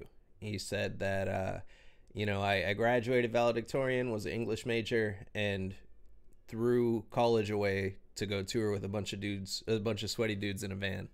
And it's like the the beauty in his lyrics, like it really shined through. And Yeah. it trips me out because I was talking to fucking Frank from Soul Devourment, when I went down to link up with Surat in LA, Yeah. and I was like, hey, what do you do? I never ask people what they do, you know? Yeah. He's like, oh, I'm a college professor. I'm like, what the fuck? No Like, shit. I had no idea about, like, it's, I don't know. I feel like this is a genre that, attracts people that, have exceptional, just, I don't know, just like an exceptional understanding of English, or it, not just English, but just like that like you want to learn, because to get to that point where you're a professor, you have to want to learn, Yeah. you, I you mean, you have to have curiosity to like pursue that kind of sure. shit. Yeah. And you definitely, I see, I always feel guilty like saying, oh, this is uniquely death metal or whatever, because I have so little experience outside of this world. Like I really am. I'm a very sheltered person when it comes to, a lot of other styles of music and sort of the community, the sense of community that comes with those other styles of music. But like, yeah, there's definitely been people who I've met who are into this stuff over the years who have been some of the smartest, most driven people that I've ever come across. Um, Met some folks who weren't those people either. But that's just, I mean, that's just it. You know what I mean? Like you're gonna draw when the conventions of your genre are so particular and are so involved, right? Like a lot of the musicianship in death metal is about pushing things to their limit. And you could Yeah. use something sort of nebulous or unquantifiable like heaviness, like what the fuck, what does heaviness even mean? Or you can talk about like technicality, which that is a measurable metric. Like there's a certain kind of stuff that people can play and that they can't play, and there's styles of music, there's styles of playing that go into the creation of this music that is elite, that not a lot of people who play these instruments can play with, especially like tech death and things like that. Yeah. So, when you have that kind of extremity just in the creation of the music, and then you also add some of the more out there, maybe taboo lyrical aspects of death metal, because like we're talking a lot about sort of the pushing the limits in death metal, but I also think you got to make sure that we mention when we have these conversations about how far out on these hairy edges death metal is. There's also death metal that's just about like feelings and like spirituality and like space. There's massive amounts of death metal that's just like some dude being like, fuck, I wonder what's going on up there, and then they write a song about it. You know what I mean? Yeah, so there's all that stuff. There's all that estranged. Stuff. Exactly.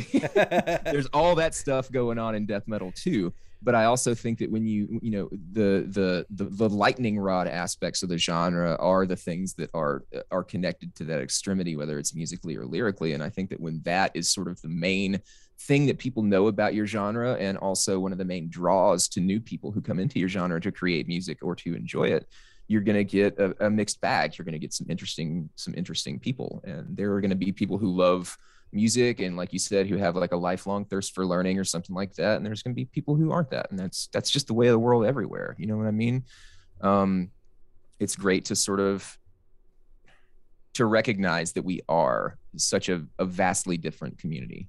I think that that's one of the things that I think makes metal seem regressive to outsiders, and then also one of the things that makes metal actually regressive in a lot of places from the inside, I think, is just this understanding of it as being, a very white, sort of locked down community. And while there are tons and tons and tons of places in metal where that is very much the case and worse, there are all these really cool, sort of vibrant, progressive places that are growing within the genre and trying to do different stuff in it. And I feel like we have to make sure and elevate that and amplify that, because the more people who are outside the genre who can see it, who fit into those groups, and who see their lives and their desires and their curiosities, when they see that reflected by people in this genre who they have things in common with, like, that's going to make them want to come here, man. That's going to make them want to create within this and hopefully take us to some really cool and interesting places. Yeah, dude, that's funny you say that, because my boy last night, I was showing him Gulch performing live on their Hate Fix fucking Hate 5-6. Hate 5-6. That's how you say it. I always just say like Hate Fix, Hate 5X. I don't like. I think it's a play on 856. I think that's like as an area code or something. Like, hardcore is really attached to their area codes. Yeah. But holy shit, what an incredible documentarian! Like, what a vast amount of live music he's captured and cataloged. Just incredibly talented good guy. Quality too. Like, that's my favorite. It's best thing quality. I'm just like, this sounds like a recording. Like, this sounds better than some fucking DVDs I've heard of bands. Yeah, I mean, like, the guy is incredibly good at what he does. Yeah, I was showing my boy Gulch, and he's a Mexican cat, and he's watching the shit with me, and he was like, man, what is this racist ass shit? And I'm like, what are you talking about? And he was like, did he just assume that was the case? Yeah, he was like, he's not really into hardcore metal, like he gets really drunk, and then I'll put on like Black Dahlia and shit, and then he'll be like, oh yeah, fuck yeah, but yeah. He mostly listens to rap and shit. But yeah, I showed him that, and he's like, you know what this shit reminds me of? And I was like, what? And he's like, remember American History X, that concert that they're at? And I'm like, nah, dude. I'm like, you have one guitarist over. I'm pretty sure this guitarist is Latino over here on the side, dude. Like, take a good look. I'm like, look at the crowd. Everybody's blending. He's like, nah, this shit is. He's like, look at that motherfucking skinhead motherfucker singing. And I'm like, yeah. So it's like, it is that kind of. It is that like preconceived notion, man, that people have about the genre, and maybe it could be a combination of how it is portrayed in the media, because in that case, that's what he brought up. It could also be, the bands that are getting signed to major labels, because I feel like they make a big representation to the general public that aren't aware of extreme music too. Yeah. And then they just, Yeah, I mean, like, I feel like the combination of that really fucking, can pull people away from shit. Like, if you were to tell me, like, I don't know, my gateway to metal was a weird time. It was in between '06 and 2010, and it was all metalcore scene kids, and it was mainly because I was like just learning how to play guitar. Like, I listen to like Yeah. Black Sabbath and that kind of shit, like old shit. My dad's like a big Zeppelin and Black Sabbath dude. Black Sabbath is the goat, as uh, it were. oh yeah, they're fucking, man. I remember that was like the first thing I tried to learn was the first thing that I learned that I was proud of, the first thing I actually learned was Down with the Sickness, because there was a fucking or not a YouTube video, it Yeah. was before YouTube. There was a video on Comcast cable, how to play guitar, Disturbed Down with the Sickness, and I learned that. But Dude, that rules. yeah, after that though, my dad got me a book, and he was like, "Okay, you could read tabs now. Here's a tab book," and he gave me "We Sold Ourselves for Rock and Roll Greatest Hits," Black Sabbath, and My dad gave me that too. really, the Yeah, book when I was no, or the the collection, the actual the CD. We actual sold our CD, dude. Yeah, that was my Sabbath turn on. I thought it was a record. I thought it was one album. I didn't realize it was like a best of. I did too. I thought it was like, yo, like this shit's sick.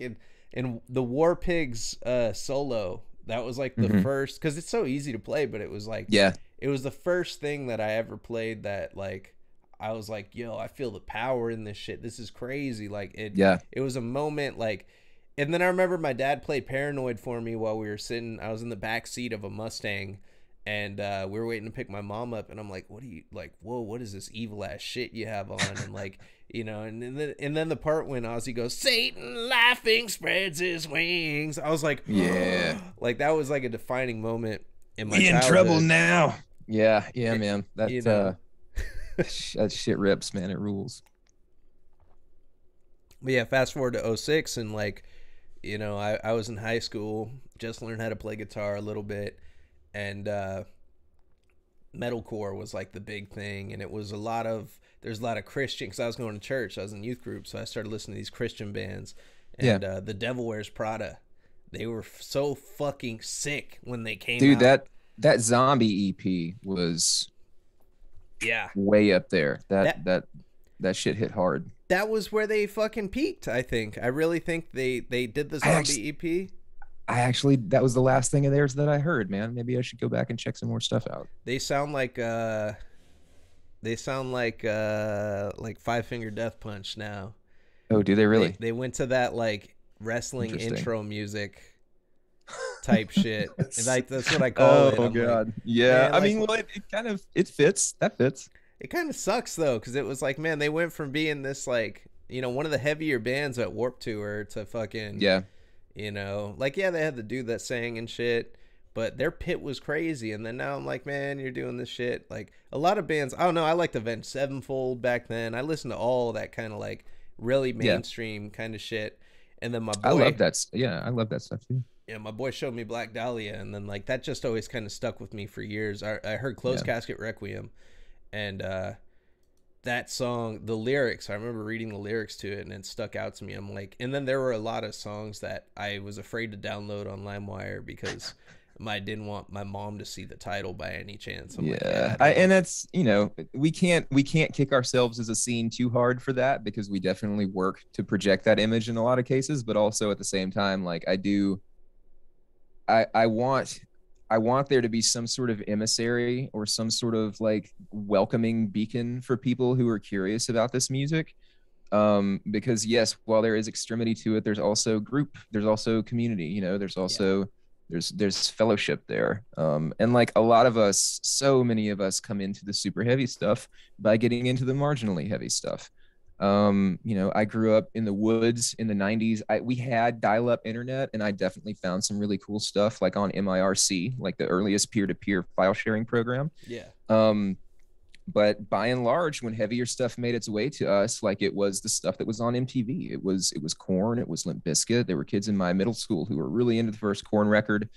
Um, and then like Sepultura and Pantera and Metallica, all of those bands were really like popular commercially, and that's where a lot of people who are in my situation, you know, growing up at that time and in that kind of place, like we found the most visible stuff first, you know what I Yeah. mean? And then you kind of had to dig to find the other stuff. And I think that it's really easy to sort of, you know, you can call yourself growing into or growing out of a certain kind of music. I feel like there's like a negative connection to that just because it's saying that like one is more immature than the other, and I don't necessarily understand what that means.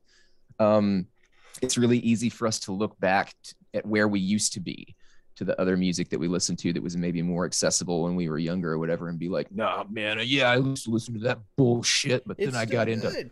then I got into Portal, and now that's all I listen to. Well, like, Yeah. yeah, Portal rules, and like, you know, incredible, unlistenable wall of sound, death metal, crazy, chaotic shit. Like, yes, all of these things are great, but like, you can still listen to fucking Coal Chamber if you want to. You can still listen to Five Finger Death Punch if you want to. Like, I, while I don't necessarily like some of those bands, and while I do want to make sure that we always push for there to be sort of a more common understanding among people outside the genre that there's way more going on inside the genre than just this.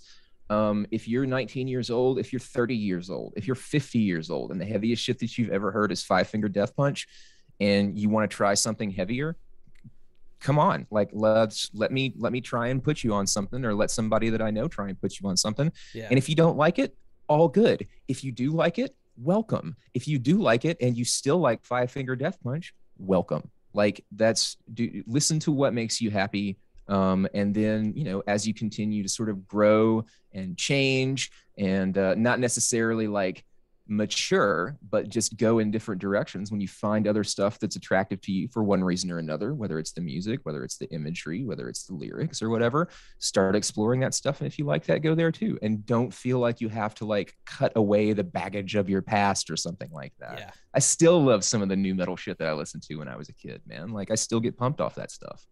That's, you know, that's so fucking strange we ended up here, because I just recently was listening to Slipknot again, and I'm Yeah, like, man, this shit was sick. This shit was it sick. was, It was really dude. good.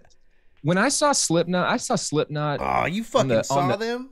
I saw them on the opening stage of Ozfest '99, when they had like, their record either wasn't out yet or it had just come out. And like, we didn't know what to expect. Like, I loved Static X before I got there, and I Yeah. still love Static X. I absolutely love that band. And we'd heard a handful of the other bands that were on the second stage there. Some of them we liked, some of them we didn't. Like, I remember hearing Head PE and being like, this is not for me. Yeah.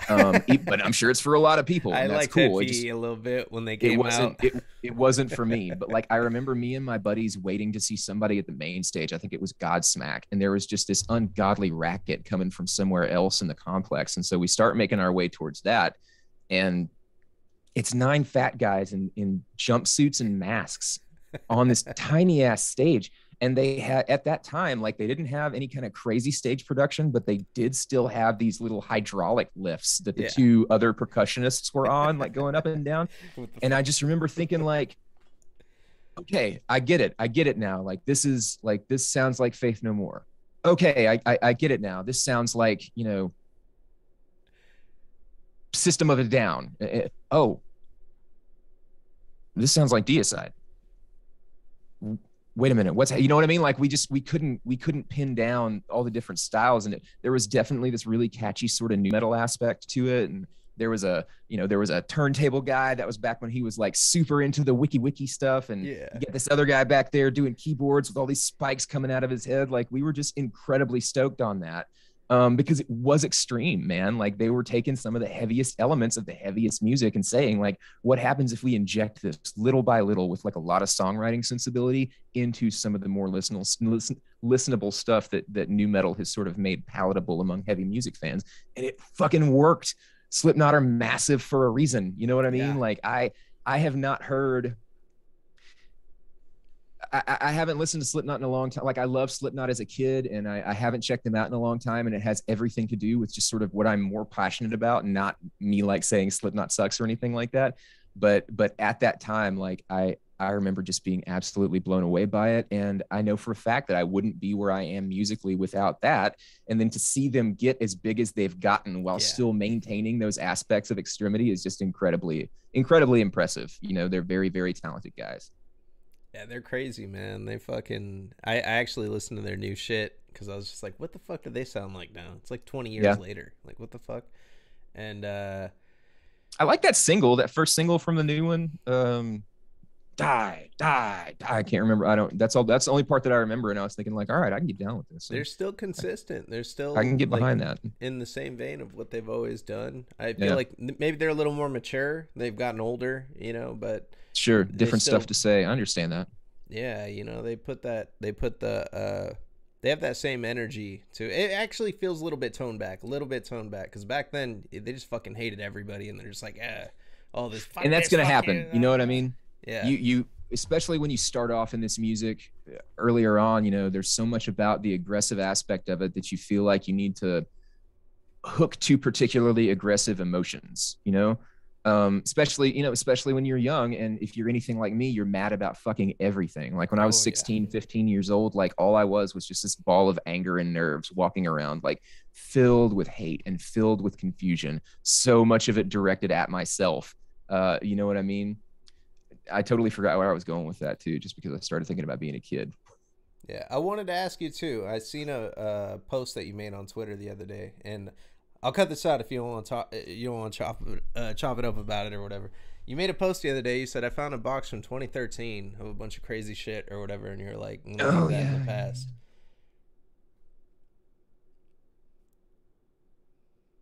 I have struggled with mental illness most of my life. Um, in 2019 is when I really started taking a certain aspect of that very seriously. And that is something that is ongoing to this day that I continue to work on and try and get better about. I don't know why I'm talking about it like it's a secret or something. I had very severe OCD and spent most of my life compensating for that without even knowing it. Like I had a long history with drug abuse, long history with a lot of other sort of behaviors that stem from that. And I've done a whole lot of work on that over the last few years. And I've gotten to a place where I'm really happy with my life. I'm happy with myself. I'm happy with sort of the work that I've done and the work that I continue to do. And I found basically in the top of my closet a memento of what some of that stuff was like at its absolute worst, when it was just unchecked and it was a mixture of me,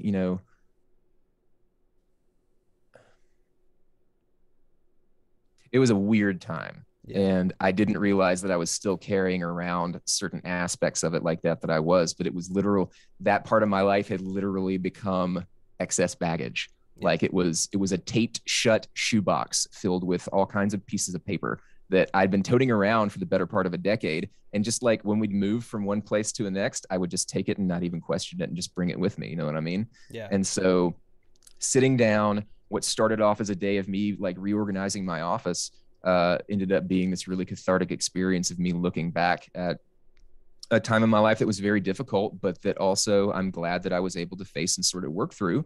And then to be able to let go of it, to be able to look at those things that were in that box and then throw that shit away and say, this is work that I've done. I do feel validated and I do want to see where I go next after this. So a little bit vague, but also hopefully not too vague that that no, if dude. somebody out there is looking to connect with some aspect of that they can't. Yeah, no, that's fucking beautiful, Schuler. Like, Thank you, just man. being able to like talk about that, man. Like, it's. I think that humility is like one of the most important fucking things that we. It takes a lot of people time to learn, and like being able to like be open about that kind of shit. You know what I mean? It's like, Brother, it took me I was not a graceful my trip to humility was definitely a humiliating one. You know what I mean? Like yeah, I fucked up a bunch in my life and I've done a lot of really stupid shit and I have made a lot of mistakes. And I'm at a point in my life right now where for the people who were harmed by those mistakes, I regret that. I've been able to make all of that right, which I'm incredibly proud of. yeah, But also, like, I want to be there for someone like me. I want to be there and be able to connect with somebody, you know, if it's a kid or if it's somebody who's older, who's maybe stuck in some of the same cycles of thought, or maybe grew up in a place like where I did. Like I want to be able to be what a person like that needs to get them to a place where they can go from being, you know, if it's somebody who's victimizing somebody else, to go from a place of that to a place of advocacy. You know, I think that some of the loudest and most impassioned voices, even if they're not the ones that need to be in the spotlight, you know, people who have made mistakes and who have come to realize that they have made those mistakes, and who move on from that experience wanting to not only rectify the things that they've done, but also to change the lives of other people. Like, that's a fierce advocate. You know, there are a lot of people who are way, way, way braver than I am, who are doing that kind of work. And like, if I can be like a shadow of that, like that's what I want to be at this point in my life. I'm not gonna lie, man. Just being on the platform that you're on and having the conversations that you're, comfortable with having, I think that's huge. That's something that, a lot of people wouldn't be like. I could literally just be here and be like, okay, you did this. What's your band doing? Da da da. And then we move on and fucking get on, and that's what a lot of people do. And I would have told you. I Yeah, would have told. We could have had that conversation. That would have been yeah. fine. But I think that having these deep conversations where it's just like, okay, I really want to pick the brain of this person, like see what's going Yeah. on. That's where you get to, what do you really want to be doing? You said that you felt you were past your prime by the time you started doing Trocar. I'll tell you this, and I don't like to one up. I don't like to, what's it called? When it comes to sharing personal experiences, I don't do it. I just do it because it's entertaining, and I'm Yeah. trying it up. And I want to share a little bit about myself too. Please do, I dude. ch- I Absolutely. chased a I chased a death metal or I chased a sorry I chased a hip hop career for 10 fucking years, and I was convinced that I was gonna change the entire way that the capitalist society is in America, Oh and I was shit. gonna fucking my name was White Django, and I would tell everybody that I was gonna free all of us from the fucking chains of what was going on in Huh. society, and I was so convinced that fucking fluoride was like, in all of our water, and it was our mind control, and that fucking, I was like, there's this book, uh, I have it somewhere. I usually have it right there. I have this book to remind myself that I was so fucking up my own ass with shit. Behold a Pale Horse. I don't know if you ever heard of it, I have but not. oh god, yeah, don't ever read it.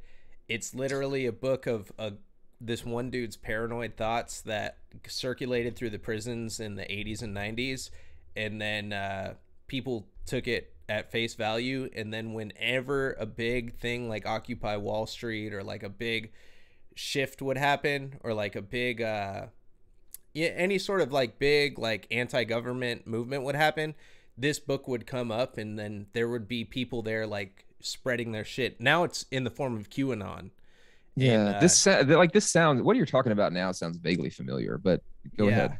So basically, like it's talking about secret societies, everything's controlled, and I took this shit at face value. I believed everything, and I was like, I'm dedicating my career to this. I wasted 10 years of my life trying to like make people want to do this shit, and it wasn't until I realized like, what am I doing? Like, what am I really getting out of this? What am I doing for myself? Like, if anything, I was fucking other people up.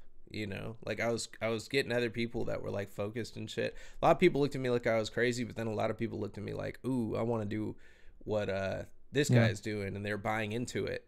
And I feel really fucked up because by the time I hit like 24, I met my wife, and I was just like, man, I don't want to do this hip hop shit anymore. I'm done. Like, I found a lady that I got settled down with. I'm good. I walked away from everything. But there's still a group of people that I did music with at one point, and I feel like they're still in that loop of like, we're above society. We Yeah. don't have to get jobs. We don't have to do this shit. And I validated them for years and years and years. And I feel like now I'm 30, I'm coming into my own as like what I need to be doing, what I should be doing, and what I enjoy doing above everything else. It's like this is what I like to do. I like to talk to people, I didn't Well, that's realize dude, that. that's awesome. Well, I mean, like, number one, don't be too incredibly hard on yourself. I mean, you might have been doing this for 10 years, but I feel like you shouldn't consider it a waste if it took you to a place where you feel like if the last 10 years made what you're doing now that much more important to you, and you feel like, it being important means sort of reaching out to, communities that might have been caught up in some of the stuff that you were caught up in that you disagree with now, like that's important work. And it can often be done most organically by somebody who has been caught up in it. The second thing, like, I definitely don't want to link hip hop as a genre to any of that kind of ideology, because there's so very much, it's a very, very diverse um, uh, group of thinkers and group of musicians that make a ton of different stuff, So like, if you're still into hip hop, dude, and you just don't want to be part of the ideology that you were pushing or whatever, like, dude, keep rapping. Like, I've heard you do it. You're good at it. Um, but then also, I can't tell if you're frozen right now or Oh if no, you're just I'm just listening. listening intently. Yeah. All right. And then the third thing, I totally forgot what that was going to be, but I promise it was going to be something nice. Yeah, man. No, that's the biggest thing Oh, too. It's that's like, that's what yeah, it is. I was going to say, if there is a group of people, right, and there are multiple different groups of people who are so amenable, who are so, sort of welcome to, or welcoming at the idea of there being some vast conspiracy out there that maybe is responsible for all of the ills of society, or for, the shitty aspects of your life or my life or anything like that. I feel like if there's a group of people out there who that kind of thing speaks to, so naturally and so organically and so, intriguingly, uh, maybe there's more going on, and that's a community of people who maybe we should work on trying to reach in a different way, because if they're susceptible to that kind of thought, and that kind of thought is dangerous. And again, I'm only going by sort of the way that you characterized it, right? I don't that's know dude, you necessarily. nail on I the don't know. fucking I head. don't know exactly what it is that you're talking about, but I feel like if that is a message that, on the whole is sort of mobilizing people in like a negative way, maybe that's a group of people who can sort of be who can be gotten to, and who can become advocates. You know what I mean? Like, there's Yeah. we, we we're all here, right? And we're not fucking going anywhere. It is a very small planet. We have realized at this point, right? Like, there are no nations, man. The things that we do on this particular patch of ground affects people on the other side of this fucking rock. Like, we are all in this together, and we are not equal, and we are not, we do not have equity. There are people who are certainly have resources that other people don't have. There are people who live in places that have different standards of living than other people. But ultimately, like, at the end of the day,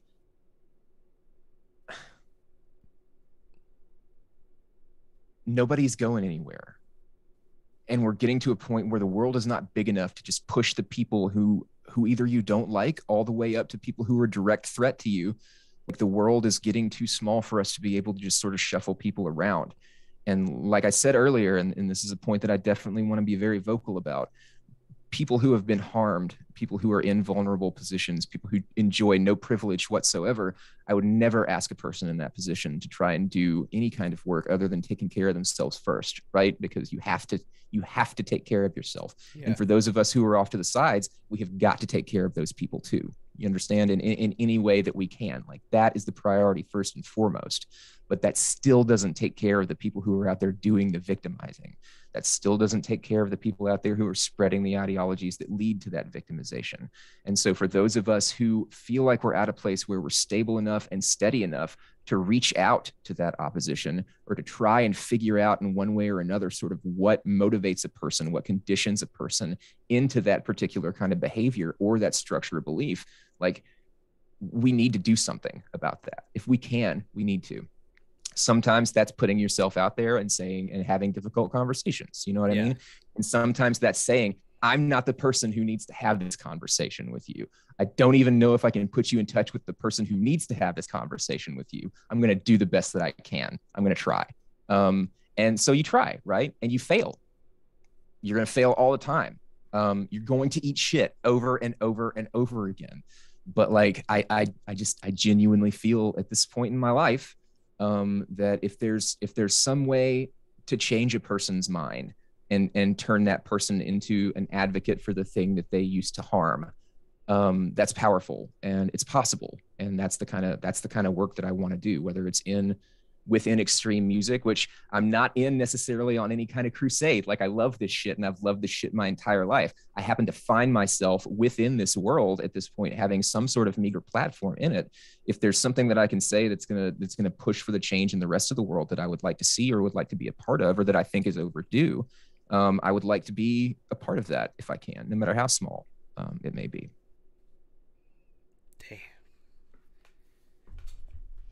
We know what.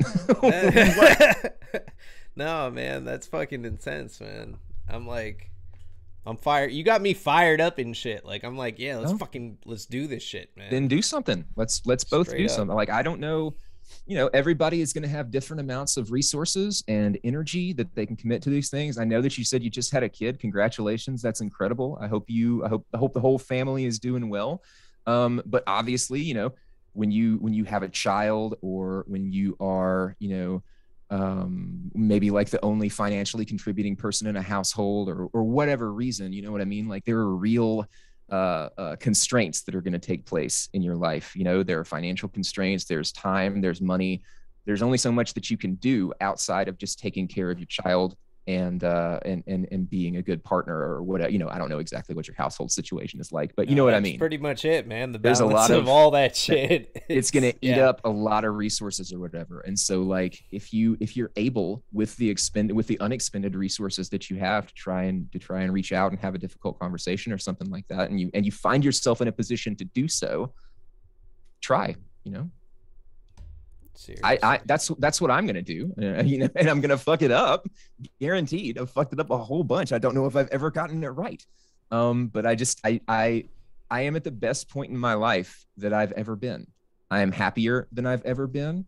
I am stronger than I've ever been, and I look around at a world that is unhappy and that is not strong. And if there is something about me finding those things for myself that I can do to give them to somebody else, I want to do that, man, because it's possible to be okay.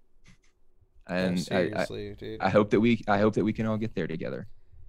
What has been the biggest milestone that you have felt that you've accomplished since you've been doing all the various shows you work on, and then the project you're working on? Like, has there ever been something where you're like, holy shit, I did that? Like, for me, it was like when Kareem knew who the fuck I was. I was just like, what the fuck? Like, oh man, that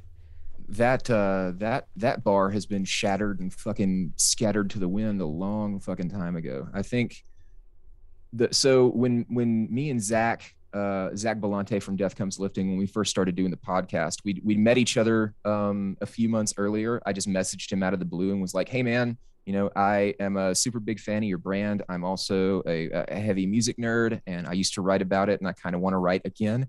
Would you be open to putting some reviews of records, sort of within the context of fitness or whatever? Would you want to put those on the website? He was like, sure. We did that for a little while. And then after COVID hit and everything shut down, we were like, fuck it, man, let's start a podcast. Let's have some conversations and see where things go. And like, that is where pretty much every single time like a big thing has happened where I've walked away from like something and said, man, this shit's different now. Almost all of it came from that. And I definitely owe that to Zach for giving me that opportunity. But like, interviewing Trevor from the first time, like I getting to become friends with him was incredible, and getting to work with him was incredible. But like, that dude came on our podcast and 100% legitimized us, and I could never thank him enough for that. You know what I mean? It was an incredible conversation to have with him. And after that, other people wanted to have conversations with us. John McKenty from Incantation came on. I remember being like, what the fuck is happening? How are we doing this? We had an interview with Rob Barrett from Cannibal Corpse, who I've worshipped as a guitar player like my life long. Like, he's incredible. I love him. He's written some of my very favorite Cannibal Corpse songs from the old days and from the more recent records. Yeah. We had Steve Tucker from Morbid Angel on the show. I had Steve Tucker on a fucking poster on my wall at one point when I was a kid. Yeah. Like, I was so fucking shook by talking to Steve Tucker. I was like, we got to a point in the conversation where I just didn't know what else to say. And I was like, do you like chicken, Steve Tucker? Like, and he was super cool about it. He was like, yeah, I like chicken. You could do anything with it. You know what I mean? So like, not only have I gotten to meet all these really cool people, but I've also like gained new respect for them. Carl from Nile, We had Carl Sanders from Nile on the show. This is a dude who's like massive in the industry, been doing this fucking forever. He should be sick of death metal at this point. You know what I mean? He's earned it. He should be tired of this shit.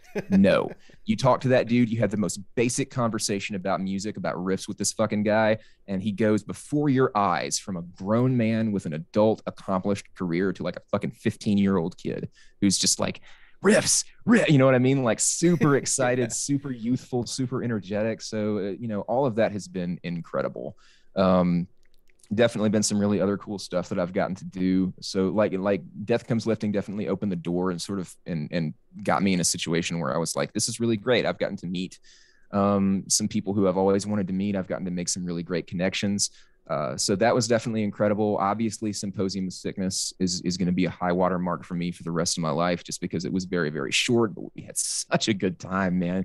We had so much fucking fun. And like me and Patrick are doing Megatrends now, and you know, it's not the same show and it's not supposed to be. Obviously, you could never replace anybody like Trevor in any role that he took, but we also felt like there was really special fun chemistry between the three of us. So we're continuing to do a show now, Megatrends and Brutality, but Symposium is definitely a high water mark for me. But at this point, the thing that I'm most excited about is Trocar.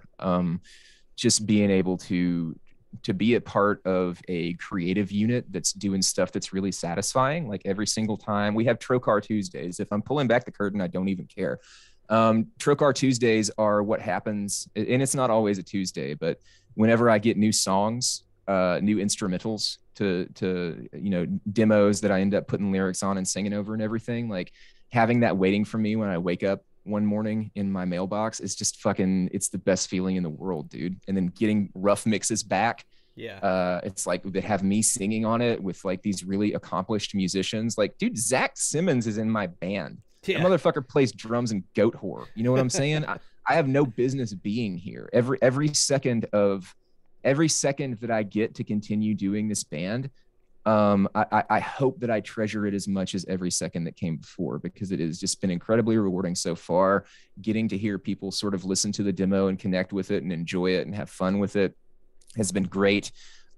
Somebody asking questions about like the artwork and shit like that. I'm the person who's been asking those questions my entire life. So like to get asked that now is the most flattering, satisfying, like creatively fulfilling thing that could possibly happen to me. So like, dude, when I tell you that I'm living my dream right now, even if that means just putting out one fucking tape, and maybe nothing else ever happens again, we have no idea if anybody's going to hear the record. We have no idea what's going to come next. You know what I mean? If it all ended right now, even as small as it's already been, I'd die happy, dude. I love my band so much. I love getting the chance to do this stuff.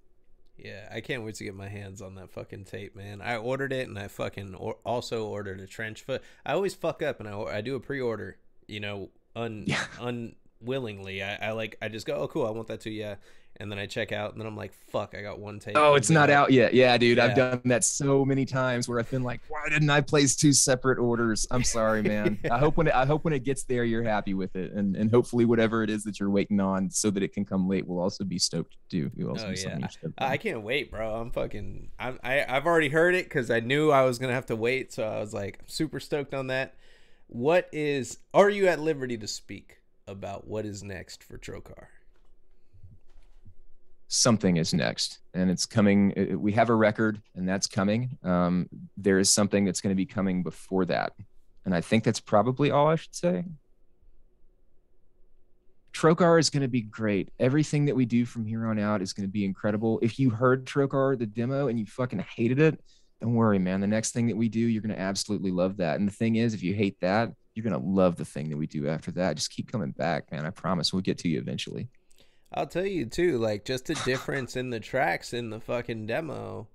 You hear that? Yeah, I mean, there's progression in just the tracks.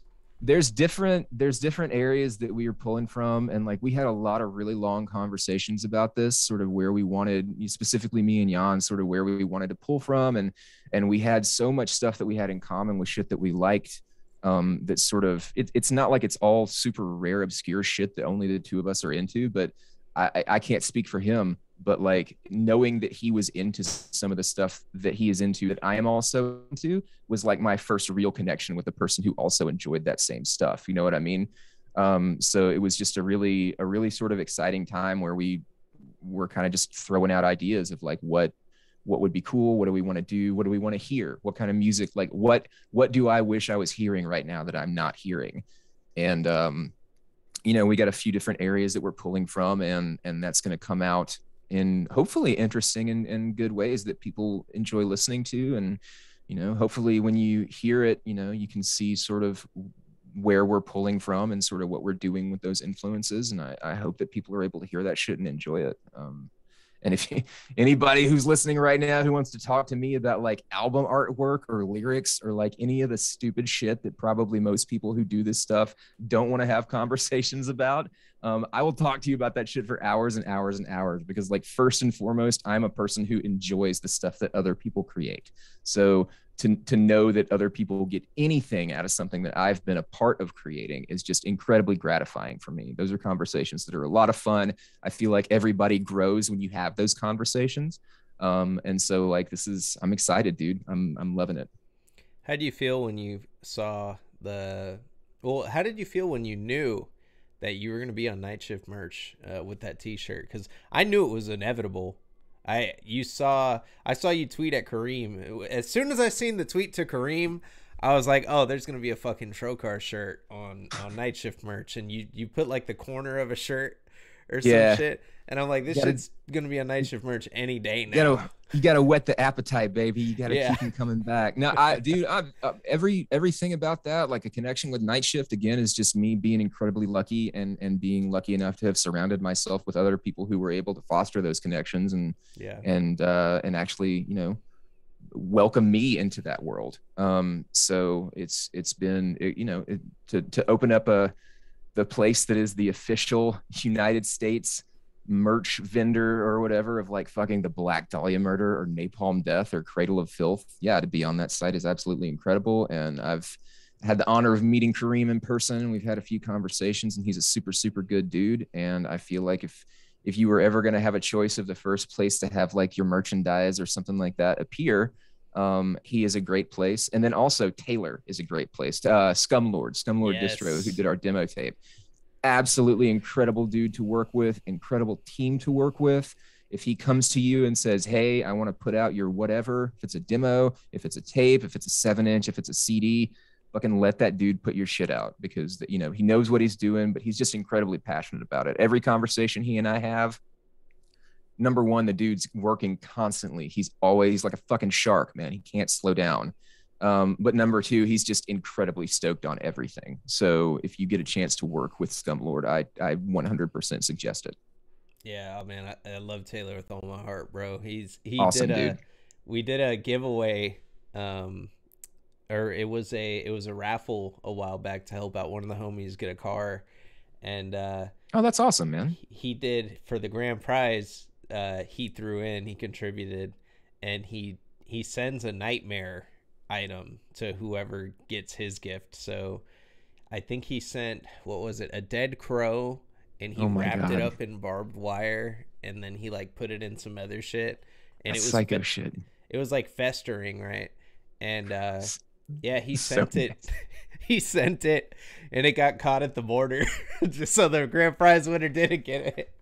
So he's like, I'm gonna come up with some other shit, but he's done so many cool things like that. Like with he's done a lot for the community, man. As far as like when he sent us our box of tapes to sell on our Bandcamp page, I opened it up, and there was a bag of fucking maggots at the top of the box, or like fishing worms or something like that. And I you know, I had called my wife over, because this, like, dude, when I tell you like that I am like in a childlike state of wonderment and fandom at this kind of music, like the fact that I knew I was about to open up a box that had a tape that I was on in it was a big enough deal that I like pulled my wife away from her actual job, right, to be like, come over here while I open this fucking box. Like, it was that meaningful an event to me. I opened it up, and sure enough, on top there's a bag of fucking dead worms, and I pull that out, and my wife is like, what in the fuck?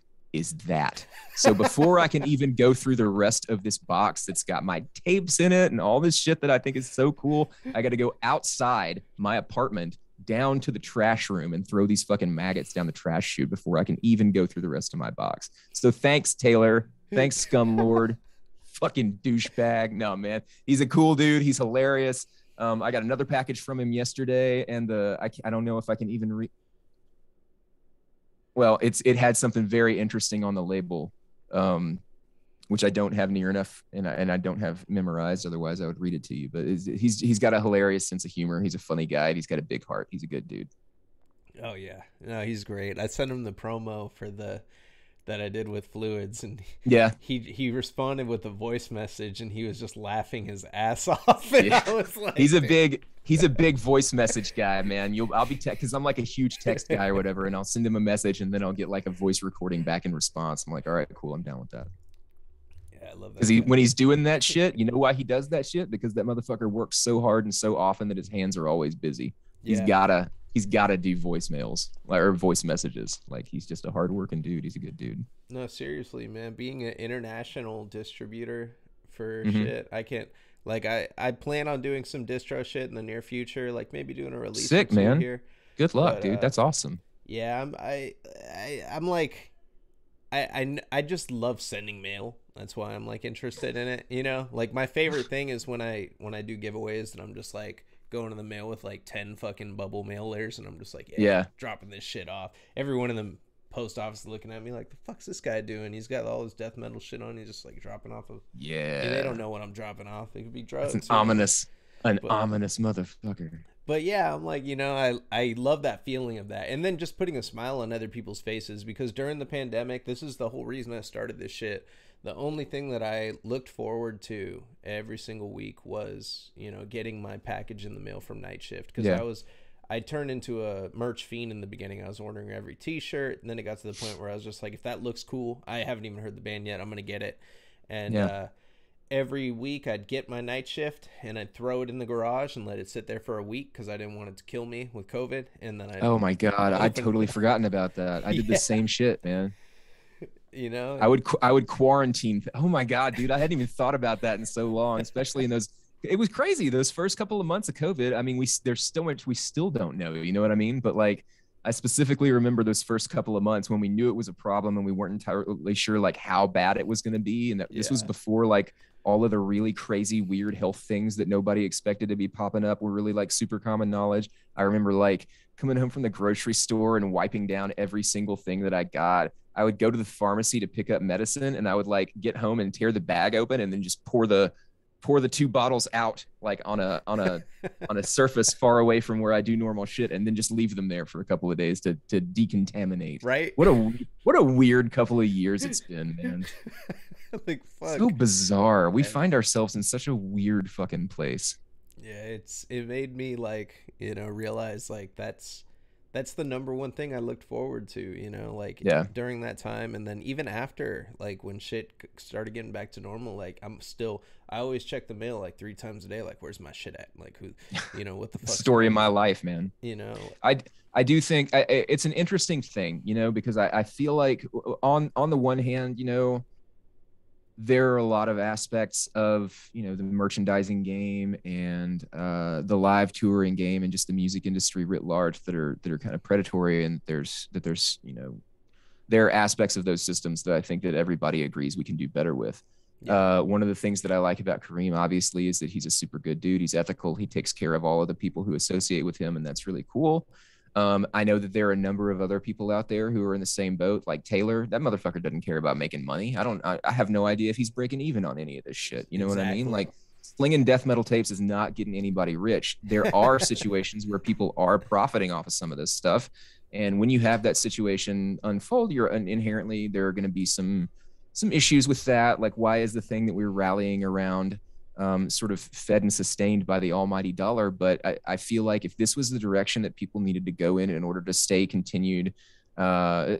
continue feeling connection throughout this incredibly isolating, difficult time for a lot of people, it may just be a t-shirt, it may just be a tape, it may just be a sticker or whatever, but like thinking of somebody waiting for this one thing every week to be the thing that keeps them connected to the outside world. If that's mail coming from shit that you bought, you know what I mean? That makes it important. And I think that you know, that's something that I'm super grateful to have been a part of, because dude, I was the same way and I'm still the same way. I'm always watching the mailbox, like when's the next thing coming? And I don't expect everybody to be like that. And I don't think being like that is any sort of metric of like your dedication to this as a fan or anything like that. But seeing other people get excited about it the way that I get excited about it is just naturally going to feel good. You know what I mean? Because it's validating and because it gives you a group to be a part of. It gives you a community. Yeah, and speaking of community, like this is the I've never, never, ever, ever, ever, dude. Not even like the people I fucked with in hip hop. Like when I did hip hop, I'd be lucky if someone gave me a bump of some powder at a party or something, you know. But with this death metal community, when I had my kid, I got a package of clothing. I got tons of people reaching out to me, like, hey, you know, like, man, Vizzle, if you needed to know anything, you know, like about any trouble in the first couple months, because it's the most difficult time with your baby that you're gonna have. Yeah. If you need any advice, you know, we're here for you. And I actually took some advice from some people, you know, good. during that time. And hopefully it was good advice. Absolutely, man, dude, it was crazy. The first 2 months of having a kid, or I want to say, yeah, the first two up to three, maybe 2.5 months, two months and 3 weeks. I want to say it's nuts, because you just had this little poop machine that kind of looks like you, you're not really, because they're still kind of shriveled up, you know, and they're little. They hadn't expanded yet. All they do is cry and want to drink milk every 2 hours. And, you know, with my level of commitment, I was like, okay, I'm going to split it 50-50 with the wife. But you really, I don't know, a lot of people say when they hold their kid, I'm gonna sound crazy, I don't think I've talked about this ever on the show, but a lot of people say when you hold your kid, the instinct comes in and you feel you love them more than you've loved anything in your entire life. When I held my son for the first time, I didn't feel anything other than scared. I was like, holy shit, I'm responsible now for his life. And I'm like, you know, I remember not sleeping, waking up every hour just to make sure he's breathing, just tripping, you know, the whole time. Yeah. And then this is very much what I would be like as a dad, I can tell you. The sleep deprivation came in, and I only get mad when I don't have sleep. So like the anger started coming in and shit. And I'm just like, what the fuck? Just stop crying, drink this milk, like relax, you know? And like, I'm not yelling at my kid. Chill out, baby. It was, yeah. That's what I'm thinking. My inner monologue, I'm just like, just let me get 4 hours of sleep. Like, that's all I wanted. You know, my wife, she was not getting enough sleep too when I transitioned back to work. And, you know, she was everybody was telling me, it was funny because I reached out to somebody and I was like, hey, what's going on? My wife said she's like hallucinating now. And like someone gave me advice. They were like, oh yeah, she's severely sleep deprived. That's sleep deprivation. Yeah. Waking up every couple hours, you know, like she's not getting enough rest. So then that's when me and her split to 50-50 again after I even went back to work, which was like felt like more of a commitment. But, you know, we did it. And along the way, I was messaging people, what do I do? You know, I got some good advice, got some bad advice. Mike from Warflurch, I messaged him. I said, hey, my wife. Yeah, he's a parent. I said, I think my wife's having PPD. Like, what do I do? He said, I don't know, crack some jokes. I'm like, motherfucker. Might be more to it than that. Yeah. But like on that subject though, like for real, like I feel like this conversation is a super important one to have. Like I you know, I'm not a parent, and that's a choice that me and my wife made. That's something that we're not going to do. But I can only imagine that it's got to be incredibly difficult. I know that like just owning a dog, right? Yeah. The earliest period of owning a dog for me was this constant like, oh God. Like I remember I lived like 5 hours from where I got my dog. I picked my dog up in a town and then I had to drive 5 hours back home. And I pulled over multiple times to like get back there and get in the kennel that she was in to make sure she was still alive. You know what I mean? Which is ridiculous. Yeah. So I feel like I would definitely be that kind of dad, but I think it's really important for people to be able to say and to have these conversations where you can say, hey, holding my child for the first time didn't turn me into a completely different person. Right. I was fucking scared shitless. Like I guarantee you there are, well, actually, I'm not going to guarantee because I have no idea, but I would assume that there are just as many, if not more people who feel exactly what you felt than who feel the sort of fairy book, oh, I held my child for the first time and everything was fine. Like, Yeah. that's great if that's your experience, but if it's not, I think it's so important for you to be able to find other people who may have had, who had the same experience like you, and who like you have gotten through it. I mean, like, you're talking about a lot of this stuff in the past tense, like you and your wife are maybe at a little bit more stable place with Oh the yeah. baby at this point. Everything So like, changed once he started yeah, smiling and laughing, and you've made it.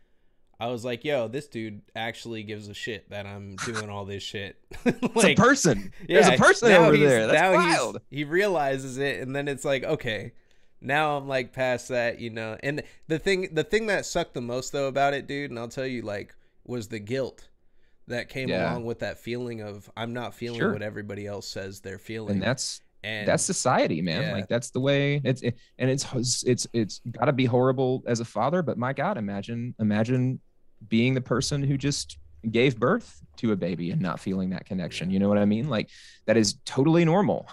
And it is something that requires support above anything else. And so what do? We fucking shame people for it. yeah, You know what? Like, that to me is just really, really, really something that we are at a point now as a society that we can move away from. Right? There's nothing magical about, and there's nothing inherently magical about any aspect of life. yeah, Right? There are these things that we assign a whole lot of weight to, and some of us get to experience those things. There are people who hold the baby for the first time and are like, oh my God, I'm complete. I'm sure that they're out there. But like, when we take that one experience that's completely universal, you know, for people who choose, like, having a baby is not something that what is it, uh, anybody can do it, right? Like, not necessarily you know, give birth physically, but like, you don't have to go too far to find two people who can get together and make a baby. You know what yeah, I'm saying? That to me is a universal enough experience that there shouldn't be any inherently like negative or positive emotions that come along with it that we should be like pigeonholing. I feel like if you are a person who just gave birth, or if you were a person who contributed to the process of giving birth and the baby comes and it's not everything that you wanted it to be, that's the time for support. That's the time for other people to reach out and say, like you said, people were doing with you, like, how can I help? And then you were asking other people for help, and they were giving you help. Like, that's when we need to rally around people who are having a good time. That's not when we need to say, oh, you don't feel a certain way, well, there's something wrong with you. That's and fucked up, man. that's what I got from the death metal community.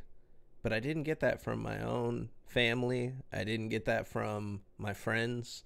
Yeah. You know, my mom literally, like, in the first week the baby was home, she like shamed me for, like, you know, Well, the and way I that's was talking to my kid, and I was like, wait, whoa, what the well, fuck? and I don't know your mom, and I don't know your friends, and I don't know anybody else who you're connected with, but I think that it's really easy to look at that behavior and say, oh, you piece of shit, why would you treat somebody that way? When really, you know, your mom probably treated you that way because she was treated that way, right? Yeah, I Like, know.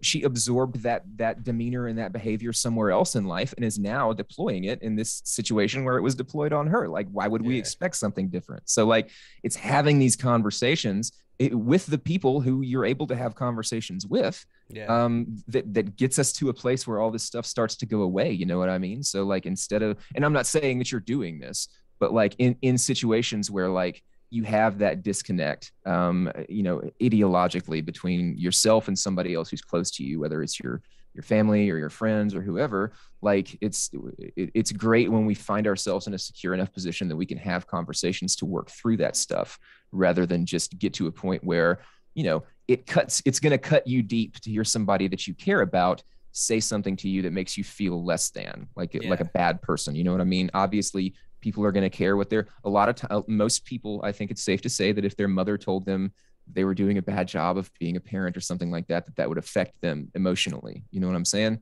To be able to talk through that, to have conversations that let us realize that we can normalize how people feel about this massively important, taxing experience of having and raising a child. Like, people are going to feel different ways about that. If we can get to a place where we can sort of all talk about that stuff openly, I think that we're going to be better off.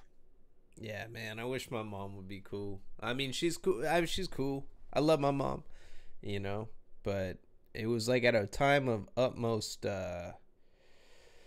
vulnerability. I feel Sure. like, and I'm just like, hey, like literally right now is the time where I just need to hear everything's good. You know what I Yeah. mean? And And you then, shouldn't be, and you and your yeah, wife shouldn't be in the position where you've got to be like, no, mom, people don't think this way anymore. You know what I mean? Like, yeah. you shouldn't be in that position. You should be able to just be welcomed and to be encouraged and to be supportive and Yeah. or supported. And I'm sorry that wasn't the case for you, man. No, it's good. Things have gotten better over time. She Good. even Good, apologized. good, She good. apologized like right after, but I That's just, awesome, man. yeah, she was like, because I got really pissed. I was like, "Are you Yeah. serious?" I was like, "Well, you fucking take him then." And I gave the baby to my mom, and I went upstairs, because I was like, I don't know why he won't stop crying, and she's like, "Oh, because you're talking to him like this, and you're saying why don't you stop crying?" No, no, no. And I was like, "All right, then you fucking take him. I haven't slept in fucking 3 days. Yeah. Like, I was It's up got to the be tough, entire man. time." Oh, it's crazy. It's the craziest shit. I had a friend that had his kid, and this motherfucker went to Popeyes one night. I want to say like a month, 2 months after his kid was born. He This went to is going to be good. Popeyes I can already tell. and drove all the way over to Popeyes. Popeyes was closed. He pulls out of the Popeyes parking lot and starts doing 70 in a fucking 25. Goes Jesus. through a fucking red light and just T-bones somebody like super fucking hard. Damn, The dude. shit's on video. There was like a camera, and apparently hella accidents happened there. But yeah, he T-boned somebody. Uh, could have killed somebody. Everybody walked away from the accident. Everybody Dude, walked that's away insane. alive. I'm really glad everybody did. That's a scary Yeah. fucking situation. I called him up and I asked him. I said, "Why the fuck did you do this?" Because he posted it on Facebook and like someone was talking about it. I called him up. I said, "Hey man, you got a 2 month old son. Why the fuck did you do that?" And he said, "Because Popeyes was closed." And I said, "You're fucking crazy." I was like, "You got a kid," and he was one of the people that told me, when I held my son for the first time, my entire life changed. And it didn't make sense to me, and I was like, why would you do some stupid shit? Popeyes wasn't closed. After having a kid for 2 months Mm-hmm.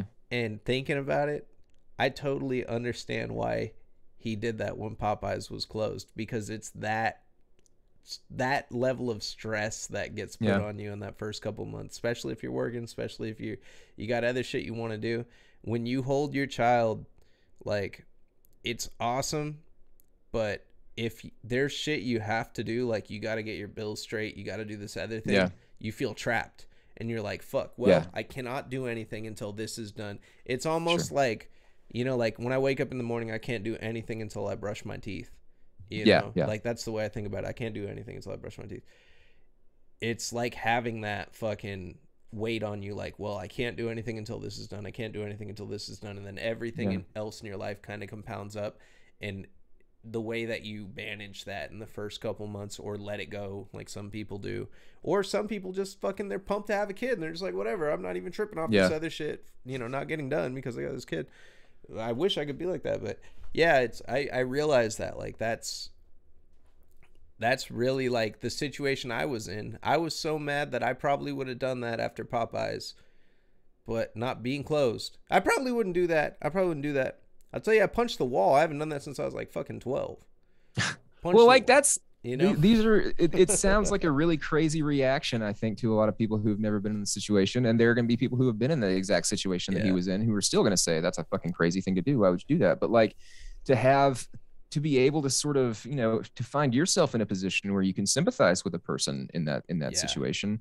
I think it's important, to keep behavior like that from happening in the future, to be able to talk about it, to be able to share those experiences. Having it happen to you allows you to sympathize, which is great. Empathy, on the other hand, is not always that easy to sort of marshal those resources, like to Yeah. be able to say, this is a person who is very much wrapped up in an ideology or a way of life that I fear, or that grosses me out, or that I just outright disagree with, or whatever. Yeah. Being able to empathize across those lines is very, very difficult, and it takes so much fucking work, and it takes so much energy and resources. And like that to me, I feel like when people can get to a place and do that, which, there are times when I try and do it and it seems to go okay. There are times when I try and do it and it's a fucking disaster. Yeah. But like just being in those being in those experiences where knowing somebody else has experienced something similar, and you can just sort of talk to them and be like, I was driving 70 because Popeyes was closed, and have somebody else be like, oh, that makes sense. You know what I mean? Like that takes us further from normalizing that behavior, I think. And it puts the focus less on like not repeating the behavior, more on the connection that you have that prevents you from repeating the behavior. So it doesn't feel like punishment. It feels more like connection. And like, I'm not a fucking psychologist or anything like that, but like that does seem to be in conversations, at least in conversations that I have had and conversations that I've heard other people say that they have, like that seems to be a real thing. Like it seems to be it seems to be more effective to put a person who does a fucked up thing in a situation where they can talk through like how those conditions arose. That doesn't mean that there's not going to be a bill to pay, right? If he'd been driving 70 miles an hour in a 20 and T-boned somebody and killed them or whatever, like obviously there's personal growth to do. Yeah. And there's also going to be a prison sentence that you have to do. You know what I mean? Like just being in a position where you're willing to acknowledge that something fucked up has happened and that you're willing to grow from those circumstances or change from it doesn't necessarily mean that you get out of whatever the consequences of that action are. You know what I mean? Seriously. That's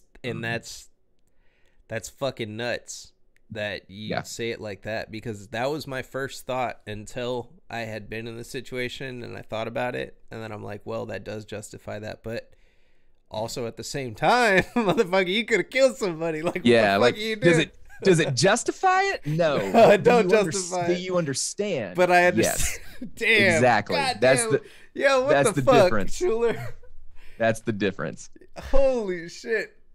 Yo, are you a manager, man? In your real life? No. You know, you got some managing skills. You just led me into some shit.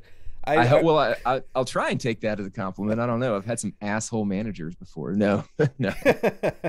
Well, that's what makes a good manager, is having the experience of bad ones, and then you can draw from that. You know. I guess that's right. I definitely have had some shitty managers, and I realize at this point in my life what I want the person who giving me orders to sort of to be. And so, yeah, I guess I will take that as a compliment, man. Thank you very much. I'm not a manager, but knowing that I might make a good one makes me happy.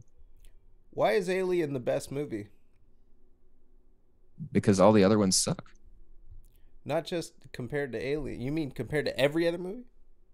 Alien's the best movie ever because it hasn't been matched. Like that's you simply can't. How real do we want this conversation to be? Because I can do the ignorant thing where I'm like, Alien sucks and all you motherfuckers are Alien rules and everybody else sucks shit. Really though, man, I think that everything about why I love that movie so much goes back to things that I can't even put my finger on at this point in my life. You know what I mean? I like being able to look back at like certain experiences that I do remember, like listening to like, 6 Feet Under or Deicide for the first time or something like that. Yeah. I love being able to look back at those things and have like this really interesting, cool story that, as I continue to repeat it, oh shit, there's my dog. Story that as I continue to repeat it, it becomes sort of lore to me as well. And those events even, mean even more. Something like Alien, on the other hand, like, could I go into like a whole bunch of like movie jargon about why I think it's just a brilliantly made film? Absolutely.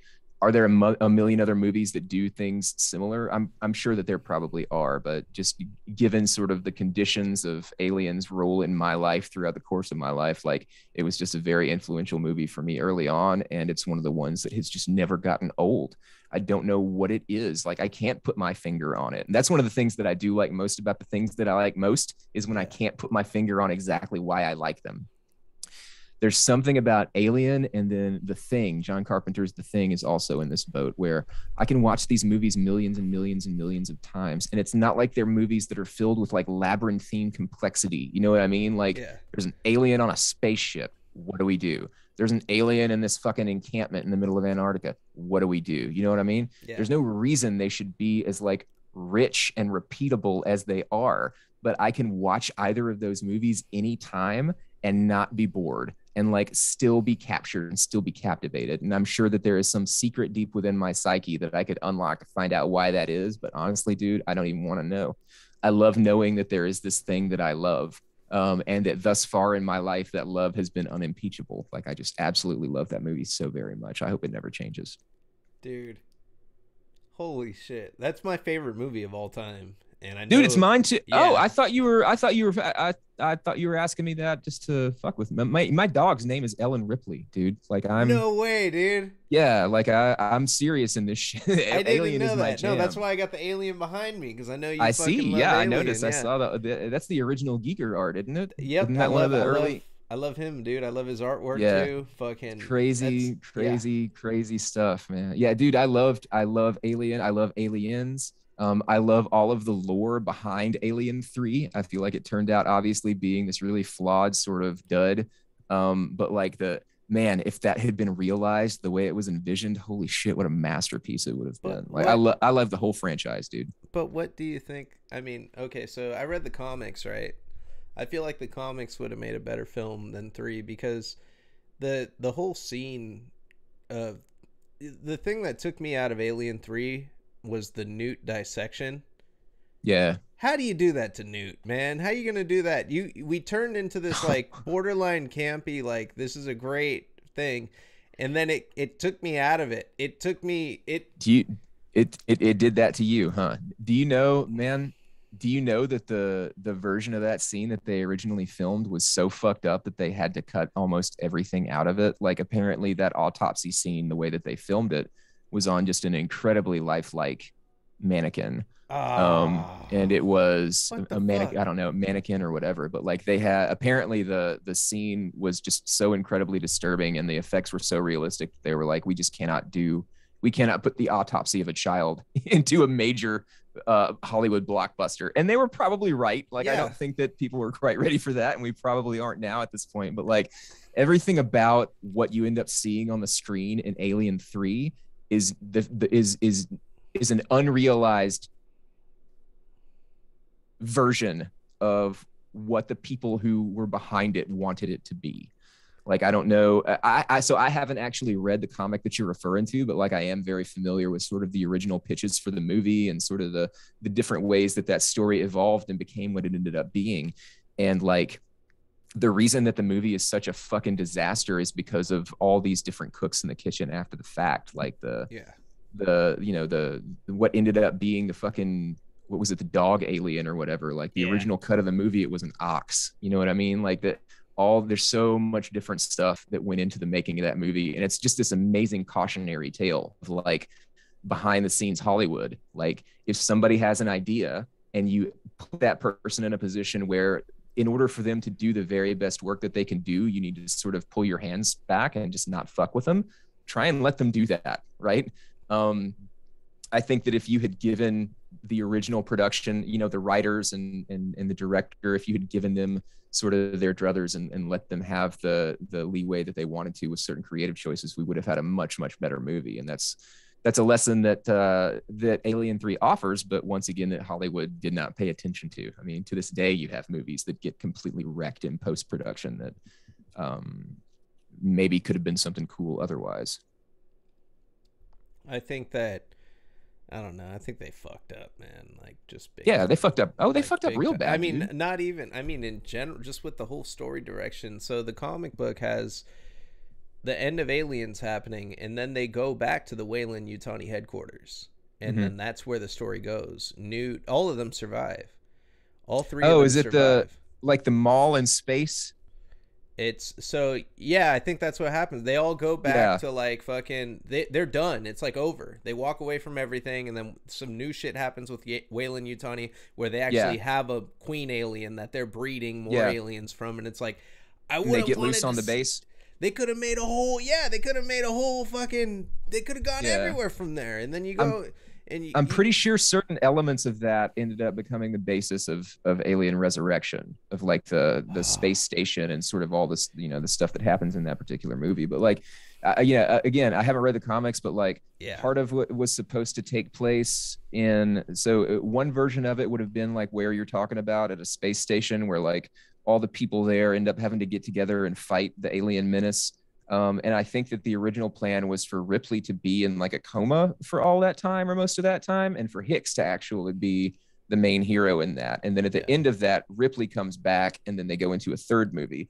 Obviously, that didn't happen. Then there was this plan where like the whole thing was going to take place on this monastery planet.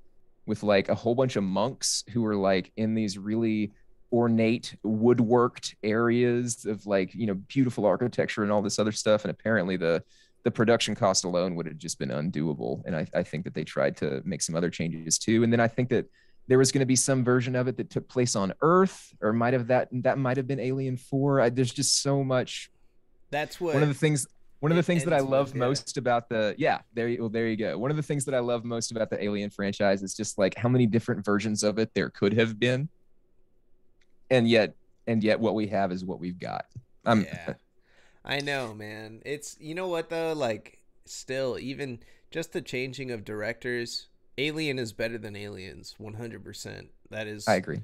it is such a Well, I good like it movie. more. I'll say that I like it more. I don't know if it's better or not, but I because think- I've seen some real fucking compelling arguments for Aliens. Yeah. But I just think that the horror of the first one and the sort of the combination of like fear of the unknown, and claustrophobia, all taking place like in this one tiny area, I think is awesome. While I do think Alien is a better movie than Aliens, I think that the movie that became Aliens, the second Alien movie, Aliens, is the best possible direction that they could have gone in to follow up Alien. So instead of saying, how do we do this fucking brooding horror space piece again, they were just like, fuck it, let's go full Michael Bay, like guns out blazing action movie shit. And that was brilliant too. Like, I'm not going to say that movie didn't rule. I know that from my tastes, you know, I'll take Alien before I take Aliens, but like, am I going to say that either of those movies is even like remotely not good? No, I love them both. Alien Absolutely had love them. almost like a Kubrick-esque, like, you know, cinematography to it that just made it easily so fucking beautiful. You're just like, oh, these, you know, the way the ship looks and the design, you know, you could tell that Geiger like had some direction with it. Like, you know, I think the eggs looked like vaginas initially. They were like a lot more, you know, sexual. Definitely some interesting anatomical homage, bricolage going on in Giger's work. Like right behind me right now, or behind you right now, I can't see the alien entire. Well, I mean, I know he's there, but basically what I'm saying is that other people are going to think it looks like a dick holding another dick. He's very phallic. He has a lot of he's phallic. He's a very phallic fellow. It's very fucking phalluses. Oh God, homie, I am so sorry to have to wrap it up. I would sit here and talk with you for another couple of hours, but I gotta go ahead and bounce. Anything you want to leave us on? It's your show. What am I doing? I'm sitting here trying to wrap up like it's my show. No. You know, I'm fucked up. My bad. I didn't even look at the clock. I should have. No, dude. I usually ask for time. I usually ask for time. I usually go, hey, how are we doing on time? My bad. No worries, dude. I gotta bounce, but this has been a blast. Yeah, absolute pleasure having you on the show, Schuler. Thank you so much, dude. So we're expecting some new music from Trocar. Everybody check out Night Shift merchandise. Right now there's some Trocar merch on there. I'm going to be putting all the links underneath for all the different shows that you can find Schuler on. So go ahead and go down there, take a listen. If you got a long drive, you got some time to kill, listen to some podcasts, listen to some great content. This man knows a lot more than me about the extreme metal community, and maybe for now. Oh yeah, but no, man, you really are just an entertaining cat to listen to. It was an absolute pleasure. I'm glad we ended on the note of Alien, because that was like, thank you so one much, thing I man. wanted to get. I wanted to reach out to something personal. I actually appreciate, or I absolutely appreciate you for your time, and you know, it was a pleasure. Everybody, this is another episode of Deathmatches and Death Metal, brought to you by Night Shift Merch and Deathmatch Worldwide.